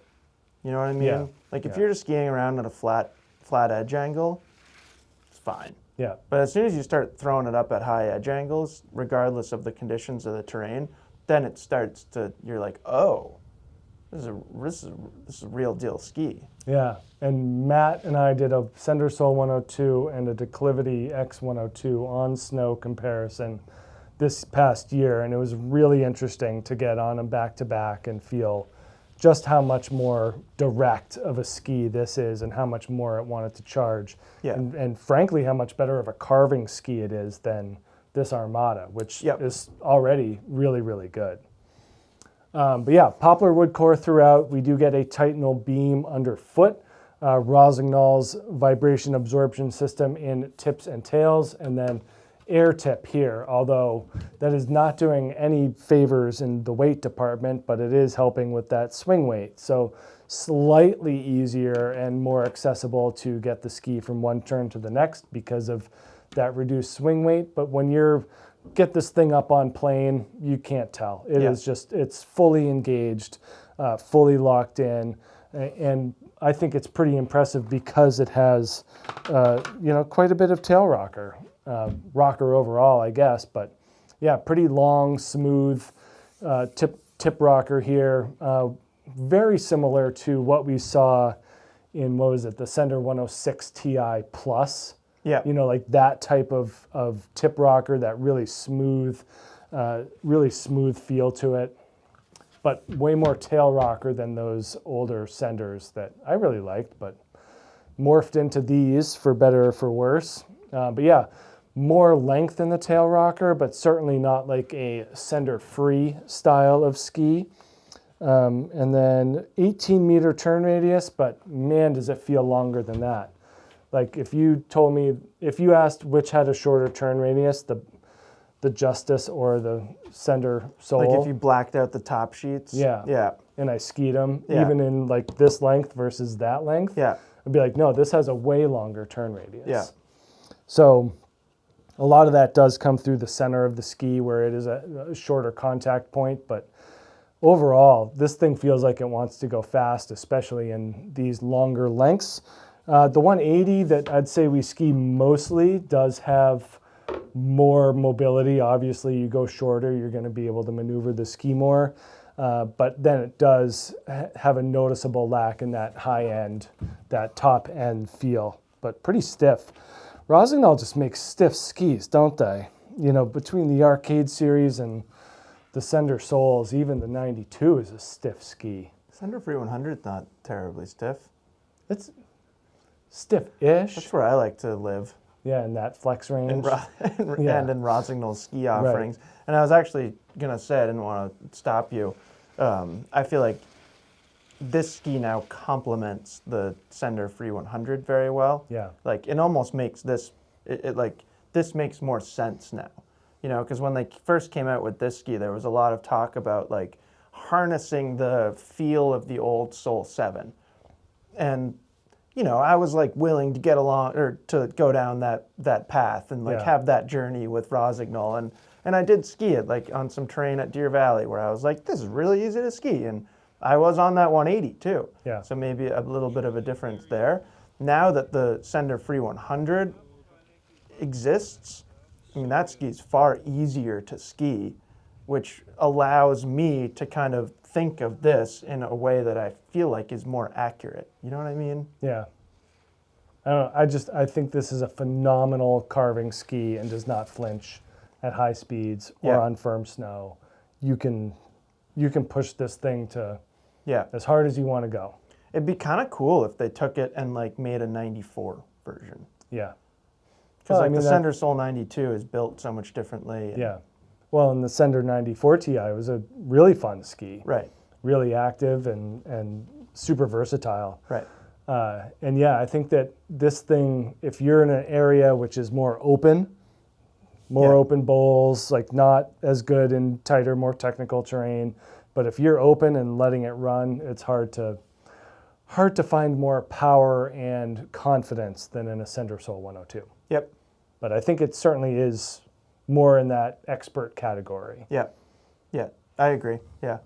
And it's like, my opinion of it has shifted a little bit over the last, 18 months? Yeah, I don't get a whole lot of Soul 7 vibes from that thing. I bet, have you skied the 180? Yeah. Still no. Yeah, fair. All right, moving on. We've got a Nordica Enforcer 99. Did you know that this is my favorite Enforcer now? I did not know that. Yeah, so this is now my favorite Enforcer. And we've had this conversation at least for about a year now. When they changed the Enforcer line, they changed the shapes. And basically, the way that, you know, talking about the 99 and the 104, it's like complete opposite in how they changed compared to the old skis.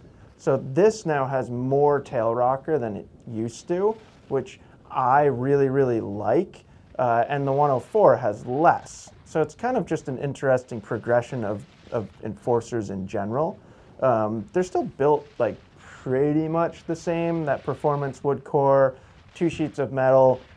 We do get pulse core now underfoot, so, you know, kind of like a rubber-ish material underfoot.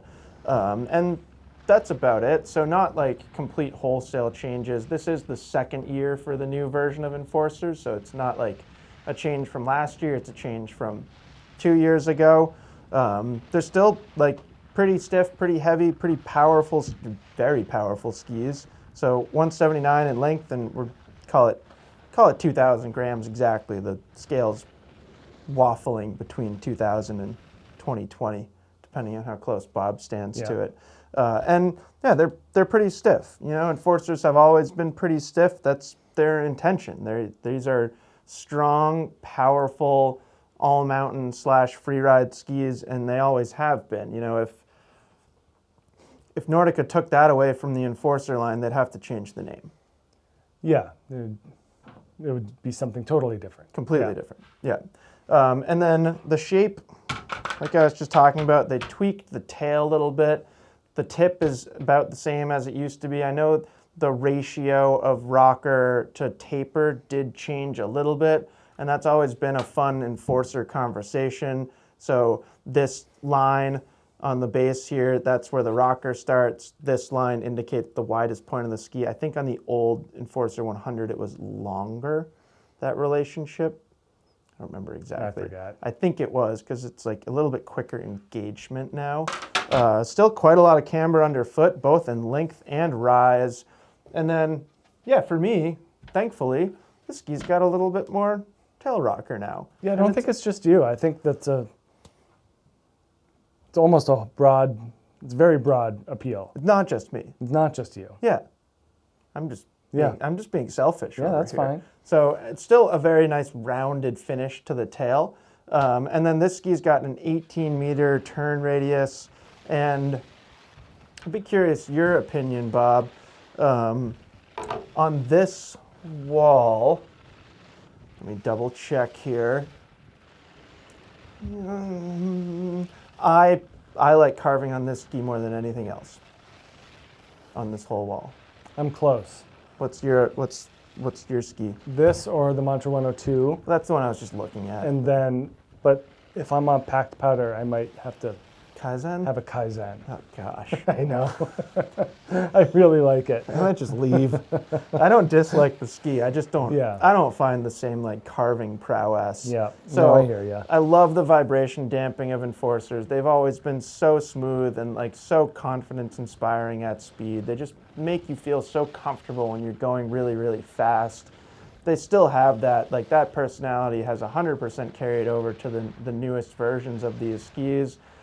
The 18-meter turn radius, it like comes across the fall line pretty easily. Like I just really like it. Like you can ski it as hard as you want, but you kind of don't have to.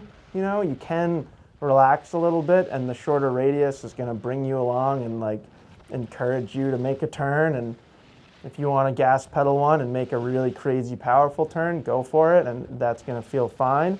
So carving performance has always been off the charts. I think the way that they handle variable snow conditions has also always been off the charts and continues to be. They just plow through things. They do not care what's in front of them. They will just go straight through it. And then the big thing for me is they just feel easier and more dynamic when you go into tighter terrain, you go off trail and you try and make shorter turns. The previous ski could do it, but you had to work a little bit harder. You had to kind of unweight the tail more actively. It's not like this is a super slarvy, loose ski, but I certainly noticed a difference in how they release a turn or allow you to kind of skid or pivot a turn compared to previous Enforcers. So it's like they retained all of the things that I really liked about the Enforcer 100, and they made it significantly easier taking it off trail. So I'm a big fan. And like weirdly, I feel the opposite on the 104, and it's 100% emotional and perception. Yeah. Because the 104 still has more tail rocker than this one, but because I've skied an Enforcer 104 free, I can't think about that ski the same way that I think about this ski. And I do think that like a 5mm drop in width from 104 to 99 is noticeable and kind of makes this ski feel a little bit more agile. I think the energy, the agility, as you mentioned, the edge grip, the confidence of these is they're so good. Exemplary. Yeah, really, really good. Yeah. Yeah, and if you like, you know, if you want to live over there in the last 3 skis, I think the Mantra 102 has some things that give it a very distinct personality. I think the same is true with Anomaly 102 when we get there. I think those both lean towards slightly more specific goals, where Enforcers just feel like incredibly well-rounded, high-performance skis. Do you know what I mean? Yeah, and I do think that there is a notable uptick in versatility of this Enforcer versus the Mantra and the Anomaly. Yes, for opposite reasons. Do you agree? As what? The versatility. Well, I think this ski is more versatile than those skis. Yes, I agree. Okay. But I think it's for like kind of opposite reasons. Like Mantra 102 feels harder off trail, and then I don't think Anomaly has the same on trail carving like prowess. Yeah. Okay, I see what you're saying. You know what I mean? Yeah, so they both, like Mantra 102 and Anomaly 102 kind of lean in opposite directions compared to Enforcer. Yeah. That's kind of how I think about it. Yeah, I just know that we've gotten on these things in softer and deeper snow, you know, especially this past year, this and the 104 together. And it was impressive how well this stacked up against the 104 in deep snow and trees and places where you think the 104 is going to excel. The 99 keeps right great. up. Yeah, 100%. And then just really boost the energy out of the turns, which is also impressive given how good of a carver the 104 is. Yeah, so I agree 100%.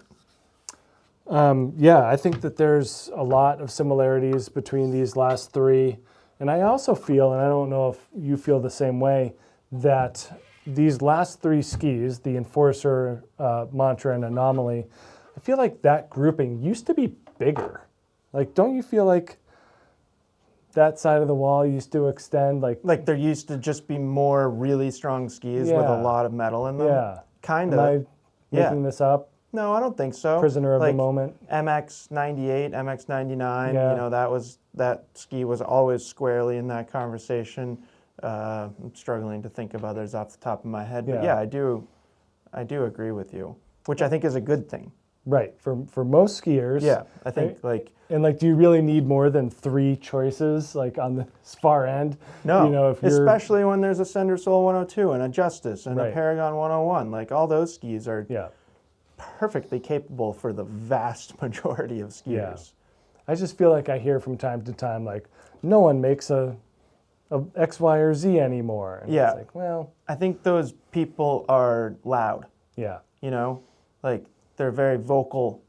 They're a small percentage of the skiing population, but they're quick to give their opinion. Yeah. And I would agree with you. To those to people that feel that way, do you need more than three choices? Like, I don't know. Kind of doesn't feel like it. Yeah. Anyway, this is the Mantra 102. This ski structurally the same as last year, and I believe the year before. The Mantra 102 has not received updates in a couple years, and I wonder if that's going to change. I'd be interested to see if it gets some type of M7 treatment or something like that. Yep. Also, I feel like this type of construction is more befitting of the 102. Then it doesn't need the precision updates of an M7. It doesn't need to be more agile and more smooth like a Mantra 88 or an 84. I know what you mean, yeah. It's fine the way it is, and I'd say the same thing about the Mantra 108. Yep. Which Katana, whatever you want to call it. Like it just doesn't feel like the width requires that type of move to being more deft. Yeah. But yeah, it does use their multi-layer wood core of poplar and beech. We do get their tailored Titanal frame, although it is the older version of the tailored Titanal frame as well as tailored carbon tips. So it has all of the ingredients of the current M7 Mantra, just not the same updates in terms of the styling of the metal or the carbon. And I also think it's interesting that they're putting more of the beech over the edges to align with the metal. Again, Volkl has always been known for having more precise and more edge grip, and that's just the mentality of Volkl is that they just have more grip than other skis, and they do that on purpose. That is certainly a thing that Volkl sets out to do. 2,080 grams here in the 177. I have no issue skiing this length in a Mantra 102. In fact, I get on the 184 and I don't feel like I want to make more than 10 turns before I get scared because it is very fast. It's very fast. But they turn incredibly well. A lot of that has to do with this flatter overall profile. We talk about this with Volkl a lot. Long but almost non-existently low camber here, or rocker in the tip, and then very minimal camber underfoot. I mean, when just the weight of the ski almost makes it flat. And then same in the tail. So these skis use Volkl's 3D radius, not the 4 radius drive that we see in the M7 or in the Blaze series of skis. And again, I think that that's fine, considering the fact that this ski is not set out to be versatile in terms of softer snow and different turn shapes and styles. it's really just meant to make the same shape, carve, turn, and whatever is under it be damned. Yep. It's going right through it, and it is unbelievable. Similar conversation to this thing, just like... Yeah, a different level. Yeah. You know, it's stiffer overall. It's a little bit heftier and a little bit more consistent. You know, we had talked about the softer shovel in your Stormrider there, but this is nice and thick wood core throughout with very consistent flex. So yeah, it just goes right through anything. Crud, chop, anything broken, anything smooth is fine. It's really kind of, we talked about it with the M7. If you're going from soft to firm, the precision of the M7 wants to hook in. It's not quite that bad with this one. Yeah. Whether it's just the simpleness of added width. I think it is. That just reduces that torsional stiffness just a little bit. You know, that's probably all it is, but it isn't as deflective as the M7 if it hits something that you didn't intend on hitting. This will kind of go right through it. But yeah, that 3D radius, 28 in the shovel, 18 in the middle, and 26 in the tail. It is just an extremely clean carving ski as a result. So smooth. You can make nice short turns. That's one of the other reasons I like this shorter length, is being able to make those shorter radius carves. Allows for some slight speed control. The 184 is you're really more at the mercy of the longer radii. It's harder to find the middle shape there. But yeah, I don't think it's as easy to ski off trail. And you were talking about the Anomaly, where it's just a little bit more direct if you're being more aggressive in off-piste situations, more open zones. That Anomaly holds up really well, whereas this one just has more of a preference to make carved turns. Yeah. So if that's you as a skier, if you're an advanced expert skier, I think a lot of people that have race backgrounds really find a good home in the Mantra lineup, because it does have that blend of precision and power that you're probably used to with a race ski, and they just turn incredibly well. And maybe that off-piste performance isn't a priority for you. Yeah. I think that's an important note. I'm glad you brought this up. Can I use it as a segue into Anomaly 102? Sure. So, you want me to leave this up there? Or nah, you can take it away. Okay. I think in the last video at the end, we talked about this video and we said that the Mantra 102 was going to be at the end. And I'm glad that you didn't put it there, because now it allows us to have this conversation. We're going from most approachable to most demanding. And I think those last two skis, which one is more demanding is 100% stylistic. So like you were kind of alluding to, like if you're more of a like free-ridey off-piste skier and you get on a Mantra 102 and try and do free-ridey off-piste things, I think that's gonna feel like the most demanding ski. If you're the opposite, if you're more of like a carving, a little bit more firm snow focused skier, and you get on an Anomaly 102 and you want it to do those things, this will feel more demanding. Does that make sense? Yeah, and skiing it makes that feel true as well. Yeah. Like softer snow, you know, higher speeds, bigger lines. Yeah. That's where Anomaly is. Totally. And then, yeah, firmer snow, more carving oriented. Yeah. That's what Mantra likes to do a little bit better. Yeah, but I do think this is a fun one to end on. I'm going to take this one with all the stats on it. I want some stats. So, anyways, Anomaly 102 here. Second year for the Anomaly series. They get new top sheet graphics, but all the rest is the same. So, true blend all mountain wood core, so a little bit more dense wood than we see in the Rustler line.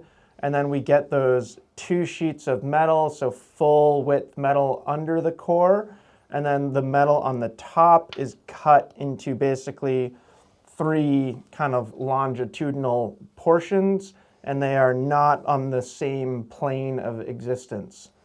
They're in the same like universe, but you know. Yeah. There's a sheet of fiberglass basically that like weaves in between them. So still 2 full sheets of metal in this ski. Just that change to the top sheet of metal makes the ski a little bit less harsh. And I think that really comes in handy in those off-piste soft snow freeride situations. So it's still a lot of ski. This is a 182, 2,120 grams on our scale here. So it's pretty darn heavy, and it's pretty darn stiff too. And then I think like a 19.5 meter turn radius. I actually thought it was longer, but pretty long, and a very straight cut to these skis.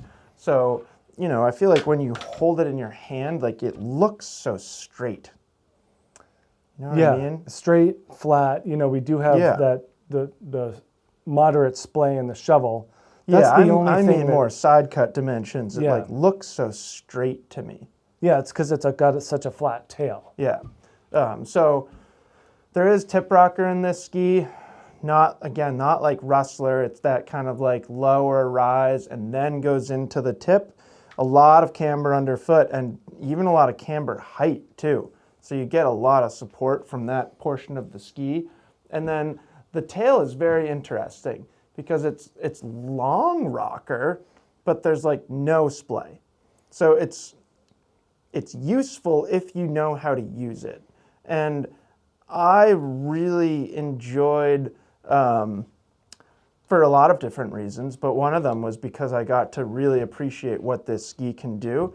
I really enjoyed skiing it alongside Marcus Kasten in Austria. Yeah. And that, like, talking to him about it and seeing him ski it, and like, it just felt like it really gave me a glimpse into the intention of this ski. And that is like high speed, big mountain lines with like bad snow. Yeah. Like we didn't have great snow, and like visibility was kind of tough, and an Anomaly 102 gave you just so much confidence. And like even talking to Blizzard about this ski, they were like hesitant to even make it.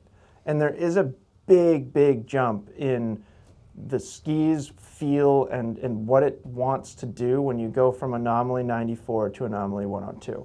It almost doesn't feel like they belong in the same category of skis. Because this, like, kind of like thinking back to Cochise and like the big mountain characteristics of a Cochise, that's really where this ski falls, in my opinion. It can make carving turns on groomers, like if you're just skiing it in the resort and just staying on piste, it can do it. You don't get as much zip as a Mantra or an Enforcer. It's a little slower. It's harder to make the same type of turns. Exactly, yeah. But then when you get it off trail, to me its personality really shines through. If you're skiing steep, demanding terrain and you don't want to worry about the snow conditions, you want to trust that the ski can handle it. Where like a Rustler, a Rustler 10 in the same situation, if you were skiing steep, techie terrain and you had kind of firmer snow, the Rustler's gonna get a little skittish. And there's nothing skittish about this ski. And then on the other hand, if you want it to feel loose and playful, you have to be really strong. Like you have to like push it into things. You can't wait for it to be easy on its own accord. You have to like slam the ski into where you want it to go. And then it'll do it because it's kind of straight-ish. Like it's not gonna like feel like it's trying to make a round turn ever, but you have to be really strong. So it's a very interesting ski, and like I don't even think Blizzard like intends to sell that many. You know what I mean? That's where like the conversation that I've had with them of like, yeah, we like could have not made it. I mean, they'll obviously sell way more Rustler 10s. Right. Yeah. That's the thing. Yeah. It's like, what's the breakdown of ideal skiers for Rustler 10 versus Anomaly 102? Is it 90-10? Well, I was just going to say like 20-1. 95-5? Yeah. Yeah. Feels about right. I always felt like this is a top to bottom ski. Like if you take this thing to any resort in the world. Yeah, I want to go like top I'm to going to bottom go as fast from the as you can. top to the bottom as fast as I can. Yeah. And conditions and snow doesn't matter. Like if you remove those variables and I just want to get to the bottom as fast as possible, this would be a top choice. Yeah, totally. Kind of feels like a narrow freeride world tour style ski for somebody who's skiing down the fall line with speed. I also remember when these first showed up here, and our Blizzard rep had a 188, and he's like, "Here, I brought this long one for you," and I'm like, I don't want that. Yeah. You know, this is another ski where, for around here at least, a 182 is plenty. 182 kind of feels like the sweet spot because that's the length that I like, where in the narrower anomalies I often go 176 and that feels really good. Yeah. But the 176 in this ski doesn't feel like it has like limitless soft snow potential. Right. Where like 182 does, but then when you go long, then it's like really demanding. Yeah. Of like your build, like Matt. I was gonna say like your build if you were 20 years younger. Right. Like maybe then you'd like the 188. I don't know. Yeah, probably. Yeah. Especially if it was literally 20 years ago, not just I'm 20 years younger now. I mean, this ski 20 years ago would like explode mine. Like no one would understand. Yeah. Why it's so good. Because 20 years ago it'd be like the best ski in the world. I know. And it's really good. It's just it feels pretty specific in its intentions. Anything else, Bob? No. That's it. These are wide, powerful skis, especially here. I think that they do a great job at making skis that blur that line between all mountain and free ride. This range. Yeah, I agree. And what you consider, a lot of people consider free ride to be more aggressive if you think about it like the free ride world tour. Right. There's nothing easy about that. You need like you're not the taking correct tool. Yeah. Yeah. Like you're not going to use a Ripstick 102 on the free ride world tour. I might. If a Sender Soul 102 is available. Yeah. No, I know exactly what you're saying. Yeah. So I do understand that aggressive and more, athletic component to the term free ride. So a lot of these skis do kind of cross over. Yeah, it's a very interesting category of skis. It's a very popular category of skis. Yeah. They're all like relatively demanding. It's like, starting like here-ish. Yeah. Like you should be like a pretty good skier if you're shopping in this category. Otherwise, stay over here behind me or consider the skis in the last video we did the more free ride leaning skis. So yeah, this was fun. Yeah. Let us know if you have any questions as usual. And like I said at the beginning of the video, we'll be going narrower next. I don't know how narrow. You want to go full narrow next? I think we might be able to divide the mid 80s into two. Yeah, why don't we do that? So that's kind of my thought. We'll go mid 80s next. We'll cover some narrower skis. Then when we're done with that, we'll go super wide. Yeah. And yeah, you may see us take a week or so off. Apologies for having to answer phone calls.